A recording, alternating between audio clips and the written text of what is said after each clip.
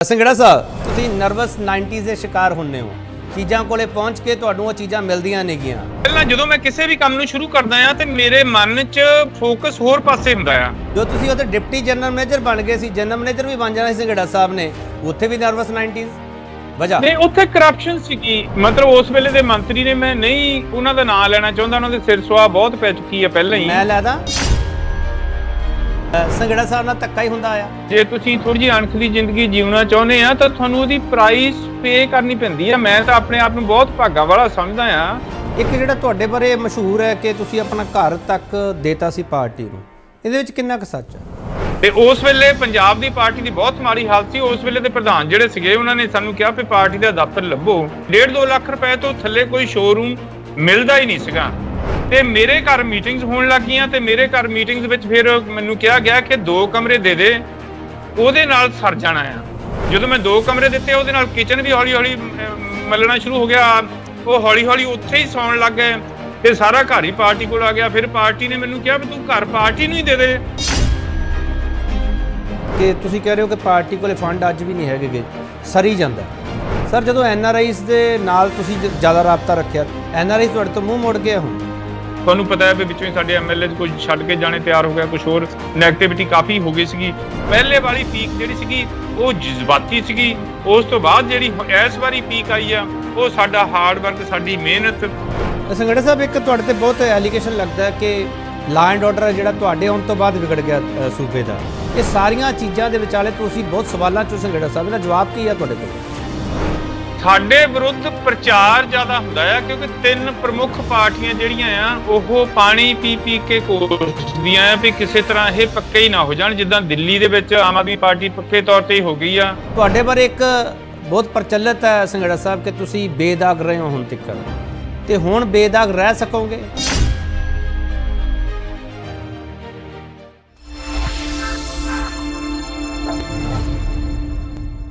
ਜਸ TV ਦੇਖ ਰਹੇ ਹੋ ਤੁਸੀਂ, ਮੈਂ KP ਸਿੰਘ ਵਿਊ ਪੁਆਇੰਟ ਵਿੱਚ ਤੁਹਾਡਾ ਸਭ ਦਾ ਸਵਾਗਤ ਕਰਦਾ। ਆਮ ਆਦਮੀ ਪਾਰਟੀ ਜਦੋਂ ਪੰਜਾਬ ਵਿੱਚ ਆਈ ਤਾਂ ਇੱਕ ਨਾਮ ਜਗਤਾਰ ਸੰਘੇੜਾ ਉਹਨਾਂ ਦੇ ਨਾਲ ਸਦਾ ਲਈ ਜੁੜਿਆ ਰਿਹਾ। 2016 ਤੋਂ ਲੈ ਕੇ ਹੁਣ ਤੱਕ ਸਪੋਕਸਪਰਸਨ ਵਜੋਂ ਸੇਵਾ ਨਿਭਾ ਰਹੇ ਨੇ ਤੇ NRI ਵਿੰਗ ਦੇ ਉਹ ਸੂਬਾ ਪ੍ਰਧਾਨ ਵੀ ਰਹੇ ਹੈ ਤੇ ਸੂਬਾ ਸਕੱਤਰ ਵੀ ਰਹੇ ਆ ਪਾਰਟੀ ਦੇ। ਇਸ ਤੋਂ ਇਲਾਵਾ ਜਗਤਾਰ ਸੰਘੇੜਾ ਦਾ ਜਿਹੜਾ ਘਰ ਹੈ ਉਹ ਪਾਰਟੀ ਆਫਿਸ ਵਜੋਂ ਮਸ਼ਹੂਰ ਹੋਇਆ। ਇਹ ਸਭ ਕੁਝ ਸਮਝਣ ਦੀ ਕੋਸ਼ਿਸ਼ ਦੇ ਵਿਚਾਲੇ ਜਲੰਧਰ ਦਾ ਨਤੀਜਾ ਵੀ ਆ ਗਿਆ ਤੇ ਜਲੰਧਰ ਵਿੱਚ ਜਗਤਾਰ ਸੰਘੇੜਾ ਦੀ ਵੀ ਡਿਊਟੀ ਹੈ। ਉੱਥੇ ਉਹ ਜਲੰਧਰ ਇੰਪਰੂਵਮੈਂਟ ਟਰਸਟ ਦੇ ਚੇਅਰਮੈਨ ਬਣਾਏ ਗਏ ਨੇ। ਇਸੇ ਲਈ ਜਗਤਾਰ ਸੰਘੇੜਾ ਨੂੰ ਵਜ੍ਹਾ ਸੱਦਿਆ। ਜਗਤਾਰ ਸੰਘੇੜਾ ਤੁਹਾਡਾ ਬਹੁਤ ਸਵਾਗਤ ਹੈ sir. Thank you KP Singh ji, ਬਹੁਤ ਮਿਹਰਬਾਨੀ। ਜਗਤਾਰ ਸੰਘੇੜਾ, ਜਦੋਂ ਇੰਟੈਲੈਕਚੁਅਲ ਵਿੰਗ ਦੇ ਤੁਹਾਨੂੰ ਸੂਬਾ ਪ੍ਰਧਾਨ ਕਿਹਾ ਜਾਂਦਾ, ਇਹਦਾ ਮਤਲਬ ਬੜੇ ਇੰਟੈਲੈਕਚੁਅਲ ਹੋ ਤੁਸੀਂ ਸੰਘੇੜਾ ਸਾਹਿਬ। ਪਹਿਲਾਂ ਮੈਂ ਇੱਥੋਂ ਸ਼ੁਰੂਆਤ ਕਰਨਾ ਚਾਹੁੰਦਾ। KP ਸਿੰਘ ਜੀ, ਬਹੁਤ ਔਖਾ ਕੁਐਸਚਨ ਤੁਸੀਂ ਪੁੱਛਿਆ। ਮੈਂ ਇੰਟੈਲੈਕਚੁਅਲ ਤਾਂ ਨਹੀਂ ਹੈਗਾ, ਬਟ ਇਹ ਜ਼ਰੂਰ ਹੈ ਕਿ ਮੇਰੇ ਪਿਤਾ ਜੀ ਨੇ ਮੈਨੂੰ ਪੜ੍ਹਾਇਆ ਲਿਖਾਇਆ। ਮੈਂ BSc MSc PhD ਤੋਂ ਕੀਤੀ, PhD ਵੀ ਆਲਮੋਸਟ ਮੁਕੰਮਲ ਸੀਗੀ। ਤੁਹਾਨੂੰ ਪਤਾ ਇੱਥੇ ਕੋਰਸ ਵਰਕ ਪਲੱਸ ਥੀਸਿਸ ਹੁੰਦਾ ਆ, but due to certain reasons ਮੈਂ ਉਹ ਡਿਗਰੀ ਮੈਨੂੰ ਮਿਲ ਸਕੀ ਤੇ ਪੜ੍ਹਿਆ ਲਿਖਿਆ ਮੈਂ ਜ਼ਰੂਰ ਹੈਗਾ। ਬਾਕੀ ਤੁਹਾਡੇ ਤੇ ਆ ਤੁਸੀਂ ਕਿਹੜੇ ਵਿਅਕਤੀ ਨੂੰ ਕਿੱਦਾਂ ਸਮਝਦੇ ਹੋ, ਮੰਨਦੇ ਹੋ। ਧੰਨਵਾਦ ਤੁਹਾਡਾ। ਚਲੋ, ਕਿਸਾਨ ਦਾ ਪੁੱਤ ਹੈ ਜਗਤਾਰ ਸੰਘੇੜਾ, ਅੱਜ ਮੇਰੇ ਨਾਲ ਹੈ, ਪੰਜਾਬ ਮੰਡੀ ਬੋਰਡ ਵਿੱਚ ਰਹੇ ਆ। ਸੰਘੇੜਾ ਸਾਹਿਬ, ਮੈਂ ਸਿੱਧਾ ਇੱਥੋਂ ਸ਼ੁਰੂ ਕਰਦਾ। ਤੁਸੀਂ ਨਰਵਸ 90s ਦੇ ਸ਼ਿਕਾਰ ਹੁੰਨੇ ਹੋ, ਚੀਜ਼ਾਂ ਕੋਲੇ ਪਹੁੰਚ ਕੇ ਤੁਹਾਨੂੰ ਉਹ ਚੀਜ਼ਾਂ ਮਿਲਦੀਆਂ ਨੇਗੀਆਂ। ਨਕੋਦਰ ਦੇ ਵਿੱਚ ਇਲੈਕਸ਼ਨ ਲੜਨੀ ਸੀ, ਉਦੋਂ ਟਿਕਟ ਵਾਪਸ ਲੈ ਲਈ ਗਈ। PhD ਕਰਨੀ ਸੀ, PhD ਪੂਰੀ ਨਹੀਂ ਹੋਈ। ਉਹ ਵੀ ਤੁਸੀਂ 90 ਦੇ ਦੌਰ ਵਿੱਚ 90-95% ਦੇ 99% ਦੇ ਵਿੱਚ ਫਸ ਜਾਂਦੇ ਹੋ। ਸੰਘੇੜਾ ਸਾਹਿਬ, ਇੱਦਾਂ ਕਿਉਂ ਹੁੰਦਾ ਤੁਹਾਡੇ ਨਾਲ? ਇਹ ਉਸ ਤੋਂ ਵੀ ਔਖਾ ਕੁਐਸਚਨ ਹੈ KP ਸਿੰਘ ਜੀ। ਮੈਂ ਇਹਦੇ ਬਾਰੇ ਮਤਲਬ ਮੈਂ ਤੁਹਾਨੂੰ ਜਵਾਬ ਦਊਂਗਾ ਇਹਦਾ ਵੀ, ਪਰ ਮੈਂ ਮਤਲਬ ਬਹੁਤ ਔਖਾ ਆ ਸਵਾਲ ਦੇ। ਇਹ ਅਸਲ 'ਚ ਇਹ ਆ ਵੀ ਪਹਿਲੀ ਗੱਲ ਤਾਂ ਮੈਂ ਇਹਨਾਂ ਗੱਲਾਂ ਨੂੰ ਬਹੁਤ ਹੀ ਤਰਜੀਹ ਨਹੀਂ ਸੀ ਦਿੰਦਾ। ਮੈਨੂੰ ਇਹ ਬਾਅਦ ਬੜਾ ਲੇਟ ਜਾ ਕੇ ਥੋੜਾ ਰਿਗਰੈਟ ਹੋਣਾ ਸ਼ੁਰੂ ਹੋਇਆ, ਅਫਸੋਸ ਹੋਣਾ ਸ਼ੁਰੂ ਹੋਇਆ ਵੀ ਮੇਰੀ PhD ਰਹਿ ਗਈ, ਜਾਂ ਮੈਨੂੰ ਹੁਣ ਥੋੜਾ ਸ਼ੁਰੂ ਹੋਇਆ ਵੀ ਮੈਂ MLA ਨਹੀਂ ਬਣ ਸਕਿਆ। ਫਰੈਂਕਲੀ ਸਪੀਕਿੰਗ, ਤੁਸੀਂ ਕਿਹਾ ਸੀ ਸੱਚੀ ਗੱਲ ਕਰਨੀ ਹੈ। ਤੇ ਮੈਨੂੰ ਪਹਿਲਾਂ ਜਦੋਂ ਮੈਂ ਕਿਸੇ ਵੀ ਕੰਮ ਨੂੰ ਸ਼ੁਰੂ ਕਰਦਾ ਆ ਤੇ ਮੇਰੇ ਮਨ 'ਚ ਫੋਕਸ ਹੋਰ ਪਾਸੇ ਹੁੰਦਾ ਆ। ਜਿੱਦਾਂ ਜਦੋਂ ਮੈਂ PAU 'ਚ ਵੀ ਗਿਆ, ਮੈਂ ਵਿਦਿਆਰਥੀ ਨੇਤਾ ਸੀਗਾ। ਮੈਂ ਸਾਡੇ ਘਰ ਦੇ ਵੀ ਕਿਸੇ ਸੰਸਥਾ ਨਾਲ ਰਹੇ, ਕਿਸੇ ਸੋਚ ਨਾਲ ਰਹੇ ਆ। ਮੈਂ ਉਧਰਲੇ ਪਾਸੇ ਨੂੰ ਮੇਰੇ ਜਾਣਦਾ ਸੀਗਾ, ਪਰ ਮੇਰੇ ਪਿਤਾ ਜੀ ਕਹਿੰਦੇ ਹੁੰਦੇ ਸੀ ਕਾਕਾ ਪੜਦਾ ਰਹੀਂ ਲਹਿਰਾਂ ਦਬ ਜਾਨੀਆਂ ਹੁੰਦੀਆਂ ਤੇ ਫੇਰ ਤੂੰ ਰੁਲੇਂਗਾ ਨਹੀਂ ਜੇ ਲਹਿਰ ਨਾ ਵੀ ਅੱਗੇ ਚੱਲੀ। ਮੈਂ ਕਿਸੇ ਜਥੇਬੰਦੀ ਦਾ ਸਟੂਡੈਂਟ ਫੈਡਰੇਸ਼ਨ ਆਫ ਇੰਡੀਆ ਦਾ ਯੂਨੀਵਰਸਿਟੀ 'ਚ ਵੀ ਪ੍ਰਧਾਨ ਰਿਹਾ। ਮੈਂ ਸਕੂਲ ਤੋਂ ਹੀ ਉਹਨਾਂ ਦੇ ਨਾਲ ਸ਼ਾਮਲ ਹੋ ਗਿਆ ਸੀਗਾ। ਮੈਂ ਤਬਦੀਲੀ 'ਚ ਯਕੀਨ ਰੱਖਦਾ ਸੀ, ਉਹ ਤਬਦੀਲੀ ਨਹੀਂ ਆ ਸਕੀ। ਫਿਰ ਆਮ ਆਦਮੀ ਪਾਰਟੀ ਆ ਗਈ ਤਾਂ ਮੈਂ ਆਮ ਆਦਮੀ ਪਾਰਟੀ ਮੇਰੀ ਪਸੰਦੀਦਾ ਪਾਰਟੀ ਸੀ, ਭਾਵੇਂ ਕਿ ਉਸ ਵੇਲੇ ਮੈਨੂੰ ਇਸ ਸਮਾਜ ਨੇ, ਇਸ ਸਰਕਾਰ ਨੇ ਬਹੁਤ ਮਾਣ ਬਖਸ਼ਿਆ ਸੀਗਾ। ਜਿੰਨੀ ਮੇਰੀ ਪੜ੍ਹਾਈ ਲਿਖਾਈ ਸੀ ਉਹਦੇ ਬੇਸ ਤੇ ਮੈਂ ਜ਼ਿਲ੍ਹੇ ਦਾ ਅਫਸਰ ਬਣ ਗਿਆ ਸੀ, ਬਾਅਦ 'ਚ ਸੂਬੇ ਦਾ ਅਫਸਰ ਬਣ ਗਿਆ। ਤੇ ਪਰ ਫਿਰ ਵੀ ਮੈਨੂੰ ਉੱਥੇ ਜਦੋਂ ਇਹ ਪਾਰਟੀ ਬਣੀ, ਅਰਵਿੰਦ ਕੇਜਰੀਵਾਲ ਸਾਹਿਬ ਨੇ ਸੰਘਰਸ਼ ਕਰਨਾ ਸ਼ੁਰੂ ਕੀਤਾ ਦਿੱਲੀ 'ਚ। ਉਹਨਾਂ ਨੇ ਉੱਥੇ ਮੋਰਚਾ ਲਾਇਆ। ਮੈਂ ਸੰਘਰਸ਼ ਵਾਲੇ ਪਾਸੇ ਬਾਅਦ ਚਾਹੂੰਗਾ, ਪਹਿਲਾਂ ਤੁਹਾਡੇ ਸੰਘਰਸ਼ ਨੂੰ ਸਮਝ ਲਵਾਂ। ਸੰਘੇੜਾ ਸਾਹਿਬ, ਜੋ ਤੁਸੀਂ ਉੱਥੇ ਡਿਪਟੀ ਜਨਰਲ ਮੈਨੇਜਰ ਬਣ ਗਏ ਸੀ, ਜਨਰਲ ਮੈਨੇਜਰ ਵੀ ਬਣ ਜਾਣਾ ਸੀ ਸੰਘੇੜਾ ਸਾਹਿਬ ਨੇ, ਉੱਥੇ ਵੀ ਨਰਵਸ 90s ਵਜ੍ਹਾ ਨਹੀਂ, ਉੱਥੇ ਕਰਪਸ਼ਨ ਸੀਗੀ ਉਹਦੇ 'ਚ, ਮਤਲਬ ਉੱਥੇ ਕਰਪਸ਼ਨ ਸੀਗੀ। ਮਤਲਬ ਉਸ ਵੇਲੇ ਦੇ ਮੰਤਰੀ ਨੇ, ਮੈਂ ਨਹੀਂ ਉਹਨਾਂ ਦਾ ਨਾਂ ਲੈਣਾ ਚਾਹੁੰਦਾ, ਉਹਨਾਂ ਦੇ ਸਿਰ ਸੁਆਹ ਬਹੁਤ ਪੈ ਚੁੱਕੀ ਹੈ ਪਹਿਲਾਂ ਹੀ। ਮੈਂ ਲੈਦਾ, ਉਹਨਾਂ ਨੇ 10 ਲੱਖ ਰੁਪਈਆ ਲੈ ਕੇ ਉਸ ਵਿਅਕਤੀ, ਸੰਘੇੜਾ ਸਾਹਿਬ ਮੈਂ ਨਾਮ ਲੈਦਾ ਨਹੀਂ, ਹੁਣ ਤੁਹਾਨੂੰ ਕੇਪੀ ਸਿੰਘ ਜੀ ਸਾਰਾ ਪਤਾ ਹੈ, ਤੁਸੀਂ ਇਨਲਾਈਟਡ ਪੱਤਰਕਾਰ ਹੋ, ਮੈਂ ਹੀ ਲੈ ਦਿੰਦਾ ਆ। ਲੰਗਾ ਸਾਹਿਬ ਸੀਗੇ ਐਗਰੀਕਲਚਰ ਮਿਨਿਸਟਰ ਉਸ ਵੇਲੇ, ਤੇ ਉਹਨਾਂ ਨੇ ਮਤਲਬ ਜੋ ਕਿਹਾ ਜਾਂਦਾ ਆ, ਮੈਨੂੰ ਖੁਦ ਜਿਹੜਾ ਪ੍ਰਮੋਟ ਹੋਇਆ ਸੀ ਉਹਨੇ ਹੀ ਦੱਸਿਆ ਆ ਵੀ 10 ਲੱਖ ਰੁਪਈਆ ਦੇ ਕੇ ਉਹ ਚੌਥੇ ਨੰਬਰ ਤੇ ਸੀਗੇ, ਉਹਨਾਂ ਨੂੰ ਸਾਰਿਆਂ ਨੂੰ ਬਾਈਪਾਸ ਕਰਕੇ ਉਹਨਾਂ ਨੂੰ ਜਨਰਲ ਮੈਨੇਜਰ ਬਣਾ ਦਿੱਤਾ। ਪਰ ਮੈਂ ਉਦੋਂ ਵੀ ਗੁੱਸਾ ਨਹੀਂ ਕੀਤਾ।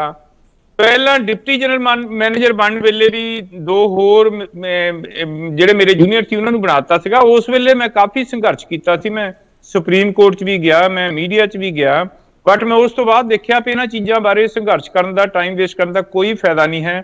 ਜੇ ਤੁਸੀਂ ਕੰਮ ਕਰਨਾ ਹੈ, ਜਿਹੜੇ ਅਹੁਦੇ ਤੇ ਆ ਉਹਦੇ ਤੇ ਵੀ ਕਰ ਸਕਦੇ ਆ। ਇਸ ਕਰਕੇ ਜਦੋਂ ਮੈਨੂੰ ਜਨਰਲ ਮੈਨੇਜਰ ਦੀ ਜਿਹੜੀ ਤਰੱਕੀ ਨਹੀਂ ਦਿੱਤੀ ਗਈ, ਮੈਂ ਬਿਲਕੁਲ ਹੀ ਰਿਐਕਟ ਨਹੀਂ ਕੀਤਾ। ਮੈਂ ਅਦਾਲਤ ਵਿੱਚ ਜ਼ਰੂਰ ਗਿਆ, ਅਦਾਲਤ ਵਿੱਚੋਂ ਵੀ ਅਜੇ ਤੱਕ ਵੀ ਚੀਜ਼ਾਂ ਲੰਬਤ ਨੇ। ਮੇਰਾ ਵਕੀਲ ਵੀ ਅਨਫੋਰਚੂਨੇਟਲੀ ਮੈਂ ਤੁਹਾਨੂੰ ਦੱਸੂਗਾ, ਵਕੀਲ ਵੀ ਉਸ ਲੌਬੀ ਨੇ ਖਰੀਦ ਲਿਆ। ਐਕਚੁਅਲੀ ਮੰਡੀ ਬੋਰਡ ਦੇ ਵਿੱਚ ਇੱਕ ਲੌਬੀ ਕ੍ਰੀਏਟ ਹੋ ਗਈ ਸੀਗੀ ਜਿਹੜੀ ਲਗਾਤਾਰ ਮੇਰਾ ਵਿਰੋਧ ਕਰਦੀ ਸੀ। ਮੇਰੇ ਸਾਰੇ ਚਿੱਠੀ ਪੱਤਰਾਂ 'ਚ ਮੈਂ ਬਾਰ-ਬਾਰ ਹਰ ਅਥਾਰਟੀ ਨੂੰ ਲਿਖਦਾ ਰਿਹਾ ਕਰਪਟ ਲੌਬੀ ਬਾਰੇ, ਪਰ ਕਈ ਵਾਰੀ ਕਾਰਵਾਈ ਹੁੰਦੀ ਵੀ ਸੀ, ਬਹੁਤਾ ਸਮਾਂ ਨਹੀਂ ਹੋਈ ਕਾਰਵਾਈ, ਪਰ ਮੈਨੂੰ ਉਹਦਾ ਰਿਗਰੈਟ ਕੋਈ ਨਹੀਂ ਹੈ। ਚਲੋ ਸੰਘੇੜਾ ਸਾਹਿਬ ਤੁਸੀਂ ਕਹਿ ਰਹੇ ਹੋ ਰਿਗਰੈਟ ਕੋਈ ਨਹੀਂ ਤੁਹਾਨੂੰ। ਮੈਂ ਇਹਦੇ ਨਾਲ ਇੱਕ ਹੋਰ ਚੀਜ਼ ਤੁਹਾਨੂੰ ਪੁੱਛਣਾ ਚਾਹੁੰਦਾ, ਜਿੱਥੇ ਪੈਸੇ ਦਾ ਜ਼ੋਰ ਚੱਲਦਾ ਉੱਥੇ ਤੁਹਾਨੂੰ ਅਹੁਦਾ ਨਹੀਂ ਮਿਲਿਆਗਾ, ਇਸੇ ਕਰਕੇ ਐਮਐਲਏ ਟਿਕਟ ਖੋਲੀ, ਉੱਥੇ ਵੀ ਪੈਸੇ ਦਾ ਜ਼ੋਰ ਤਾਂ ਨਹੀਂ ਚੱਲੇਗਾ ਸੰਘੇੜਾ ਸਾਹਿਬ? ਅੱਜ ਦੱਸ ਦਿਓ ਸੱਚ। ਨਹੀਂ, ਪੋਲਿਟਿਕਸ ਦੇ ਵਿੱਚ ਇਦਾਂ ਨਹੀਂ ਹੁੰਦਾ। ਅਰਵਿੰਦ ਕੇਜਰੀਵਾਲ ਸਾਹਿਬ ਇਦਾਂ ਦੇ ਨਹੀਂ ਹੈ, ਭਗਵੰਤ ਮਾਨ ਸਾਹਿਬ ਇਦਾਂ ਦੇ ਨਹੀਂ ਹੈ। ਉਹਦੇ 'ਚ ਮੈਂ ਜੋ ਸਾਹਮਣੇ ਚੀਜ਼ ਦਿਸਦੀ ਆ ਉਹੀ ਗੱਲ ਕਰਦਾ ਹੁੰਦਾ, ਗੌਸਪਿੰਗ ਨਹੀਂ ਕਰਦਾ। ਉਸ ਵੇਲੇ ਸੂਬੇ 'ਚ ਲੀਡਰ ਬਹੁਤ ਘਟ ਗਏ ਸੀਗੇ। ਮੈਨੂੰ ਸਪਸ਼ਟ ਤੌਰ ਤੇ ਕਿਹਾ ਗਿਆ ਕਿ ਤੁਸੀਂ ਮੀਡੀਆ ਦਾ ਕੰਮ ਸੰਭਾਲਣਾ ਆ, ਤੇ ਸੂਬੇ 'ਚ ਉਸ ਵੇਲੇ ਸਾਡੇ ਗੁਰਪ੍ਰੀਤ ਸਿੰਘ ਜੀ ਵੜੈਚ ਸਾਹਿਬ ਘੁੱਗੀ ਜੀ ਉਹਨਾਂ ਨੂੰ ਕਹਿੰਦੇ ਹੁੰਦੇ ਸੀ, ਮਤਲਬ ਉਹਨਾਂ ਦਾ ਪੁਰਾਣਾ ਨਾਂ ਆ, ਉਹ ਵੀ ਬਟਾਲੇ ਇਲੈਕਸ਼ਨ ਲੜਨ ਚ ਲੱਗਿਆ ਸੀਗੇ। ਤਾਂ ਮੈਨੂੰ ਸੰਜੇ ਸਿੰਘ ਉਹਨਾਂ ਨੇ ਕਿਹਾ ਕਿ ਨੇਤਾ ਜੀ ਚਾਹਤੇ ਹੈ ਕੇਜਰੀਵਾਲ ਸਾਹਿਬ ਕਿ ਤੁਸੀਂ ਮੀਡੀਆ 'ਚ ਉੱਥੇ ਕੰਮ ਕਰੋ, ਉੱਥੇ ਬੰਦੇ ਬਹੁਤ ਘਟ ਗਏ ਆ ਸੂਬੇ 'ਚ, ਹਮਨੇ ਚੁਣਾਵ जीतना है। ਤੇ ਮੈਂ ਉਸ ਗੱਲ ਨੂੰ ਫਿਰ ਕੇਜਰੀਵਾਲ ਸਾਹਿਬ ਤੋਂ ਕੁਝ ਵੀ ਮੈਨੂੰ ਇਸ਼ਾਰਾ ਕਰਨ, ਮੈਂ ਕਦੀ ਨਾ ਹੀ ਨਹੀਂ ਕਰ ਸਕਦਾ, ਤੇ ਮੈਂ ਉੱਥੇ ਚਲਾ ਗਿਆ ਸੀਗਾ। ਤੇ ਇਸ ਤਰ੍ਹਾਂ ਫਿਰ ਕੋਈ ਨਾ ਕੋਈ ਇਸ ਤਰ੍ਹਾਂ ਦੇ ਹਾਲਾਤ ਬਣ ਜਾਂਦੇ ਆ, ਭਾਵੇਂ ਤੁਸੀਂ ਉਸ ਪੋਜੀਸ਼ਨ ਤੇ ਤੁਹਾਨੂੰ ਮਾਣ ਨਾਲ ਲੈ ਕੇ ਜਾਇਆ ਜਾਂਦਾ ਕਿ ਤੁਸੀਂ ਉਹ ਚੀਜ਼ ਲਈ ਬੈਟਰ ਜ਼ਿਆਦਾ ਕਾਬਲ ਹੋ, ਪਰ ਉਹਦੇ ਵਿੱਚ ਤੁਸੀਂ ਪਿੱਛੇ ਰਹਿ ਜਾਂਦੇ ਹੋ। ਜਿੱਦਾਂ ਸਿਆਸਤ ਦੇ ਵਿੱਚ ਜੇ ਤੁਸੀਂ ਇਲੈਕਸ਼ਨ ਨਹੀਂ ਲੜਦੇ, ਮੈਂ ਸਮਝਦਾ ਤੁਸੀਂ ਪਿੱਛੇ ਰਹਿ ਜਾਂਦੇ ਹੋ। ਇਸ ਵਾਰੀ ਮੈਂ ਰਾਘਵ ਚੱਡਾ ਜੀ ਨੂੰ ਕਿਹਾ ਸੀਗਾ ਕਿ ਮੈਂ ਬਾਸਕਟਬਾਲ ਨੈਸ਼ਨਲ ਲੈਵਲ ਤੱਕ ਖੇਡਿਆ ਆ, ਜੇ ਤੁਸੀਂ ਇਸ ਵਾਰੀ ਵੀ ਮੈਨੂੰ ਕਹਿੰਦੇ ਆ ਵੀ ਆਪਨੇ ਸੂਬੇ ਮੇਂ ਕੰਮ ਕਰਨਾ ਹੈ, ਤਾਂ ਫਿਰ ਮਤਲਬ ਮੈਂ ਪੋਲਿਟਿਕਸ 'ਚ ਬਹੁਤ ਪਿੱਛੇ ਰਹਿ ਜਾਊਂਗਾ। ਕਿਉਂਕਿ ਸਾਡੇ ਬਾਸਕਟਬਾਲ ਦੇ ਕੋਚ ਹੁੰਦੇ ਸੀ, ਉਹ ਕਹਿੰਦੇ ਹੁੰਦੇ ਜਿਹੜੇ ਇੱਕ ਪਲੇਅਰ ਨੂੰ ਪਿੱਛੇ ਛੱਡਣਾ ਆ ਉਹਨੂੰ ਇੱਕ ਟੂਰਨਾਮੈਂਟ ਬਾਹਰ ਬਿਠਾ ਦਿਓ। 17 'ਚ ਵੀ ਮੈਂ ਇਲੈਕਸ਼ਨ ਨਹੀਂ ਲੜ ਸਕਿਆ, ਜੇ ਮੈਂ ਹੁਣ ਵੀ ਨਹੀਂ ਇਲੈਕਸ਼ਨ ਲੜਦਾ ਮੈਂ ਬਹੁਤ ਪਿੱਛੇ ਰਹਿ ਜਾਊਂਗਾ। ਤੇ ਉਹਨਾਂ ਨੇ ਮੈਨੂੰ ਕਿਹਾ ਸੀਗਾ नहीं पॉलिटिक्स में ऐसा नहीं होने देंगे, आप आगे ही रहेंगे, आगे ही हो, आगे ही रहेंगे। और मैं अगे हाँ, अहुदियां दी कोई फर्क नहीं पैंदा, मैं इंप्रूवमेंट ट्रस्ट हाँ कि मंडी बोर्ड दा हाँ ਜਾਂ ਮੰਤਰੀ ਆ ਜਾਂ ਐਮਐਲਏ ਆ, ਹੈਗਾ ਜਾਂ ਨਹੀਂ ਹੈਗਾ, ਮੇਰਾ ਪਾਰਟੀ 'ਚ ਬਹੁਤ ਸਤਿਕਾਰ ਆ, ਮੈਂ ਇਹਦੇ ਨਾਲ। ਚਲੋ ਮੈਂ ਇੱਕ ਸਿੱਧਾ ਸਵਾਲ ਕਰ ਲਵਾਂ ਸੰਘੇੜਾ ਸਾਹਿਬ, ਫਿਰ ਉਦੋਂ ਬਾਅਦ ਆਪਾਂ ਤੁਹਾਡੀ ਪਾਰਟੀ ਬਾਰੇ ਵੀ ਗੱਲ ਕਰਾਂਗੇ। ਸੰਘੇੜਾ ਸਾਹਿਬ ਨਾਲ ਧੱਕਾ ਹੀ ਹੁੰਦਾ ਆ? ਨਹੀਂ, ਇਦਾਂ ਨਹੀਂ ਹੈਗੀ ਗੱਲ।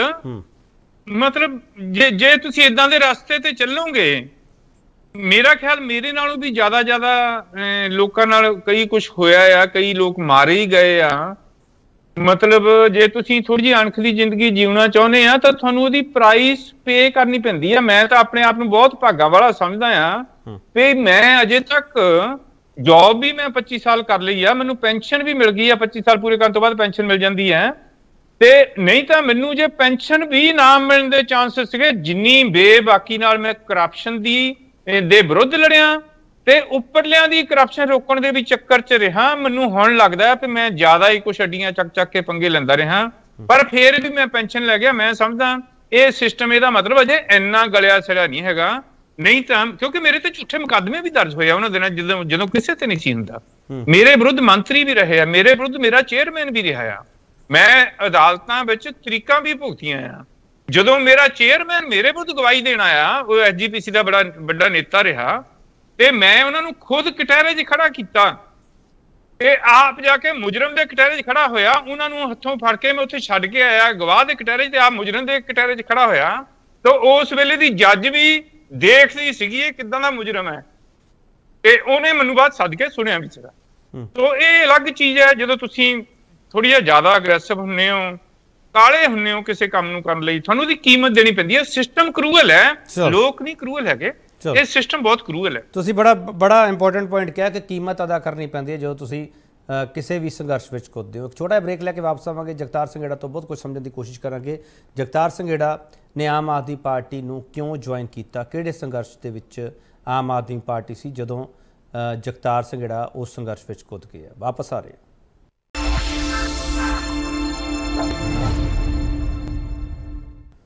ਇੱਕ ਵਾਰ ਫਿਰ ਤੁਹਾਡਾ ਸਵਾਗਤ ਕਰਦੇ ਹਾਂ। ਜਗਤਾਰ ਸੰਘੇੜਾ ਹਰੀ ਸਾਡੇ ਨਾਲ ਹੈ। ਸੰਘੇੜਾ ਸਾਹਿਬ, ਤੁਸੀਂ ਖੁਦ ਬੜਾ ਸੰਘਰਸ਼ ਕੀਤਾ ਤੇ ਉਸ ਸੰਘਰਸ਼ ਦੇ ਵਿਚਾਲੇ ਜਦੋਂ ਆਮ ਆਦਮੀ ਪਾਰਟੀ ਬਣਨੀ ਸੀ ਤਾਂ ਇੱਕ ਸੰਘਰਸ਼ ਵਿੱਚ ਸੀਗੀ, ਤੁਸੀਂ ਉਸ ਸੰਘਰਸ਼ ਵਿੱਚ ਕਿਉਂ ਕੁੱਦ ਗਏ?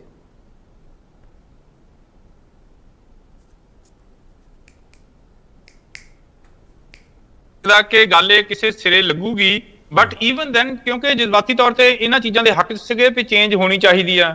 ਮੈਂ ਬਾਹਰੀ ਤੌਰ ਤੇ ਸਪੋਰਟ ਕਰਦਾ ਸੀ, ਨਾਲੇ ਮੈਂ ਉਦੋਂ ਜੌਬ ਕਰਦਾ ਸੀਗਾ, ਮੈਂ ਸਾਹਮਣੇ ਵੀ ਨਹੀਂ ਸੀ ਆਉਣਾ ਚਾਹੁੰਦਾ ਵੀ ਮੇਰੀ ਕਿਤੇ ਫੋਟੋ ਨਾ ਖਿੱਚੀ ਜਾਵੇ ਜਾਂ ਹੋਰ ਸਾਰਾ ਕੁਝ। ਪਰ ਜਦੋਂ ਪਾਰਟੀ ਬਣਾਈ ਅਰਵਿੰਦ ਕੇਜਰੀਵਾਲ ਸਾਹਿਬ ਨੇ, ਉਦੋਂ ਵੀ ਮੈਂ ਬਾਹਰੋਂ ਹੀ ਕੰਮ ਕਰਦਾ ਸੀਗਾ।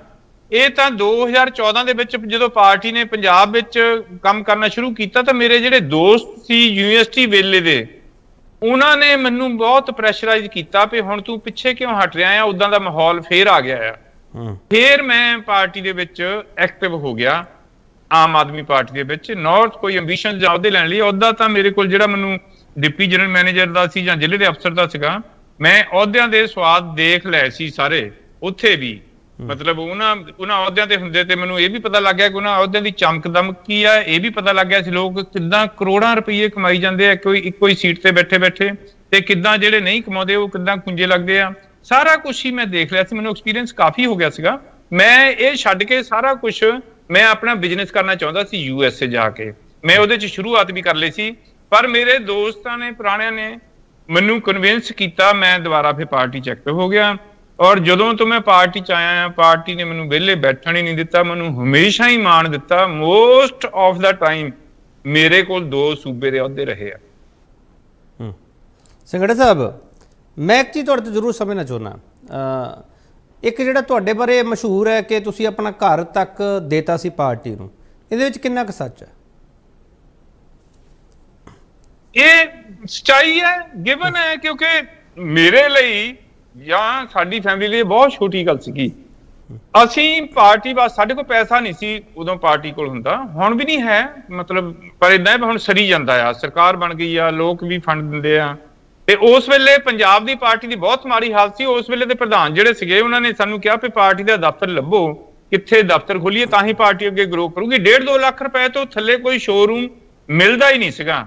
ਤੇ ਮੇਰੇ ਘਰ ਮੀਟਿੰਗਸ ਹੋਣ ਲੱਗ ਗਈਆਂ, ਤੇ ਮੇਰੇ ਘਰ ਮੀਟਿੰਗਸ ਵਿੱਚ ਫਿਰ ਮੈਨੂੰ ਕਿਹਾ ਗਿਆ ਕਿ 2 ਕਮਰੇ ਦੇ ਦੇ, ਉਹਦੇ ਨਾਲ ਸਰ ਜਾਣਾ ਆ, ਤੇ ਆਪਣੀ ਕੋਈ ਥਾਂ ਟਿਕਾਣਾ ਤਾਂ ਹੋਵੇ ਪਾਰਟੀ ਦਾ। ਮੈਂ ਸੋਚਿਆ ਵੀ 5-6 ਵਜੇ ਦਫ਼ਤਰ ਬੰਦ ਹੋ ਜਾਇਆ ਕਰੂਗਾ, ਉਸ ਤੋਂ ਬਾਅਦ ਲੋਕ ਆਉਣੇ ਬੰਦ ਹੋ ਜਾਂਦੇ ਆ। ਇੱਧਰਲੇ 2 ਕਮਰੇ ਮੈਂ ਮੇਨ ਦੇਤੇ। ਜਦੋਂ ਮੈਂ 2 ਕਮਰੇ ਦਿੱਤੇ, ਉਹਦੇ ਨਾਲ ਕਿਚਨ ਵੀ ਹੌਲੀ ਹੌਲੀ ਮੱਲਣਾ ਸ਼ੁਰੂ ਹੋ ਗਿਆ, ਘਰ ਦਾ ਸਾਰਾ ਹੀ ਮੋਹਰਲਾ ਪਾਸਾ ਸ਼ੁਰੂ ਹੋ ਗਿਆ। ਹੋਰ ਮੁੰਡੇ ਰੱਖ ਲਿਆ ਪਾਰਟੀ ਦਫ਼ਤਰ 'ਚ, ਟਾਈਪਰਾਈਟਰ ਆ ਗਏ, ਉਹ ਹੌਲੀ ਹੌਲੀ ਉੱਥੇ ਹੀ ਸੌਣ ਲੱਗ ਗਏ। ਹੌਲੀ ਹੌਲੀ ਮੈਂ ਸੁੰਗੜ ਦਾ ਜਿਹੜਾ ਸਰਵੈਂਟ ਰੂਮ ਹੁੰਦਾ ਸੀ ਉਹ 'ਚ ਚਲੇ ਗਏ, ਬੱਚੇ ਪਿੰਡ ਚਲੇ ਗਏ, ਤੇ ਸਾਰਾ ਘਰ ਹੀ ਪਾਰਟੀ ਕੋਲ ਆ ਗਿਆ। ਫਿਰ ਪਾਰਟੀ ਨੇ ਮੈਨੂੰ ਕਿਹਾ ਵੀ ਤੂੰ ਘਰ ਪਾਰਟੀ ਨੂੰ ਹੀ ਦੇ ਦੇ। ਮੈਂ ਕਿਹਾ ਜੀ ਮੈਂ ਕਿਹੜਾ ਕਿਹਾ ਆ ਵੀ ਮੇਰਾ ਘਰ ਇੰਨੀ ਤਰੀਕ ਨੂੰ ਛੱਡ ਦਿਓ ਜਾਂ ਕਿੱਦਾਂ। ਮੇਰੇ ਨਾਲ ਐਗਰੀਮੈਂਟ ਹੋਇਆ ਸੀਗਾ 1 ਰੁਪਈਆ ਮਹੀਨਾ ਕਿਰਾਏ ਦਾ, ਤੇ ਮੈਂ ਕਿਹਾ ਮੈਂ ਤੁਹਾਨੂੰ ਬਿਲਕੁਲ ਹੀ ਨਹੀਂ ਕਿਹਾ ਵੀ ਮਤਲਬ ਕੋਈ ਗੱਲ ਨਹੀਂ, ਜੇ ਇਦਾਂ ਵੀ ਹੋ ਜਾਊਗਾ ਤਾਂ ਵੀ ਕੋਈ ਗੱਲ ਨਹੀਂ। ਤੇ ਉਸ ਤੋਂ ਬਾਅਦ ਫਿਰ ਪਾਰਟੀ ਨੇ ਆਪ ਹੀ ਜਲੰਧਰ ਸ਼ਿਫਟ ਕਰ ਲਿਆ, ਮੈਂ ਨਹੀਂ ਸੀ ਕਿਹਾ। ਤੇ ਉਸ ਤੋਂ ਬਾਅਦ ਫਿਰ ਜਲੰਧਰ ਤੋਂ ਅਸੀਂ ਦਫ਼ਤਰ ਚੋਣਾਂ ਦੇ ਨੇੜੇ ਜਾ ਕੇ ਨਵੰਬਰ ਦਸੰਬਰ ਦੇ ਨੇੜੇ ਤੇੜੇ ਜਾ ਕੇ 2016 ਚ ਅਸੀਂ ਸੈਕਟਰ 16 ਚ ਲੈ ਗਏ ਸੀਗੇ। ਪਰ ਰਜਿਸਟ੍ਰੇਸ਼ਨ ਨੈਚੁਰਲੀ 344 ਕੋਠੀ ਨੰਬਰ ਸੈਕਟਰ 71 ਉਹਦੇ ਇਲੈਕਸ਼ਨ ਕਮਿਸ਼ਨ ਦੇ ਰਿਕਾਰਡ 'ਚ ਵੀ ਇਹ ਐਡਰੈਸ ਹੈਗਾ। ਤੇ ਉੱਥੇ ਹੀ ਪਾਰਟੀ ਸ਼ੁਰੂ ਹੋਈ ਸੀਗੀ, ਉੱਥੇ ਹੀ 1.5 ਸਾਲ ਪਾਰਟੀ ਦਾ ਦਫ਼ਤਰ ਪ੍ਰੈਕਟੀਕਲੀ ਚੱਲਦਾ ਰਿਹਾ। ਮੈਨੂੰ ਇੱਕ ਦਿਨ ਜਲੰਧਰ ਦੇ ਡਿਪਟੀ ਕਮਿਸ਼ਨਰ ਸਾਹਿਬ ਕਹਿੰਦੇ ਸੀਗੇ, ਸੰਘੇੜਾ ਸਾਹਿਬ ਤੁਹਾਡੇ ਘਰ ਤੋਂ ਪਾਰਟੀ ਸ਼ੁਰੂ ਹੋਈ ਹੈ ਨਾ, ਮੈਨੂੰ ਬੜਾ ਮਾਣ ਮਹਿਸੂਸ ਹੋਇਆ। ਮੈਂ ਕਿਹਾ ਤੁਹਾਨੂੰ ਕਿੱਦਾਂ ਪਤਾ? ਕਹਿੰਦੇ ਮੈਂ ਇਲੈਕਸ਼ਨ ਅਸੀਂ ਕਰਵਾਉਣੇ ਹੁੰਦੇ ਆ ਤੇ ਉਹ ਰਿਕਾਰਡ 'ਚ ਪਤਾ ਲੱਗ ਹੀ ਜਾਂਦਾ ਹੈ। ਤੇ ਮੈਨੂੰ ਬੜਾ ਮਾਣ ਮਹਿਸੂਸ ਹੋਇਆ।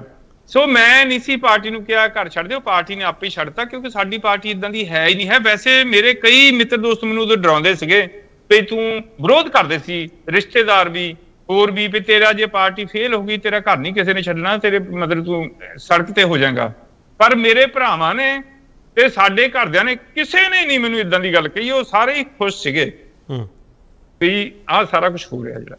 ਚਲੋ ਮੈਂ ਤੁਹਾਡੀ ਜ਼ਿੰਦਗੀ ਬਾਰੇ ਜਾਣ ਰਿਹਾ ਸੰਘੇੜਾ ਸਾਹਿਬ। ਮੈਂ ਇੱਕ ਜਗ੍ਹਾ ਪੜ੍ਹ ਰਿਹਾ ਸੀਗਾ, ਤੁਹਾਡੇ ਇੱਕ ਪੋਸਟਰ ਬਣਿਆ ਹੋਇਆ ਜਦੋਂ ਨਕੋਦਰ ਦੇ ਵਿੱਚ ਤੁਸੀਂ ਬੜੇ ਦਮਖਮ ਨਾਲ ਅੱਗੇ ਵਧਦੇ ਪਏ ਸੀ, ਉਹਦਾ ਇੱਕ ਪੋਸਟਰ ਬਣਿਆ ਸੀਗਾ ਕਿ ਤੁਸੀਂ ਪੜ੍ਹਾਇਆ ਵੀ ਹੈ, ਐਗਰੀਕਲਚਰ ਮਾਰਕੀਟਿੰਗ ਤੇ ਇਕਨੋਮਿਕਸ ਪੜ੍ਹਾਈ ਹੈ। ਸੰਘੇੜਾ ਸਾਹਿਬ ਕਿੰਨਾ ਕੁਛ ਕੀਤਾ ਹੋਇਆ ਤੁਸੀਂ, ਇਹ ਕਦੋਂ ਪੜ੍ਹਾਉਣਾ ਸ਼ੁਰੂ ਕਰਤਾ ਸੀ?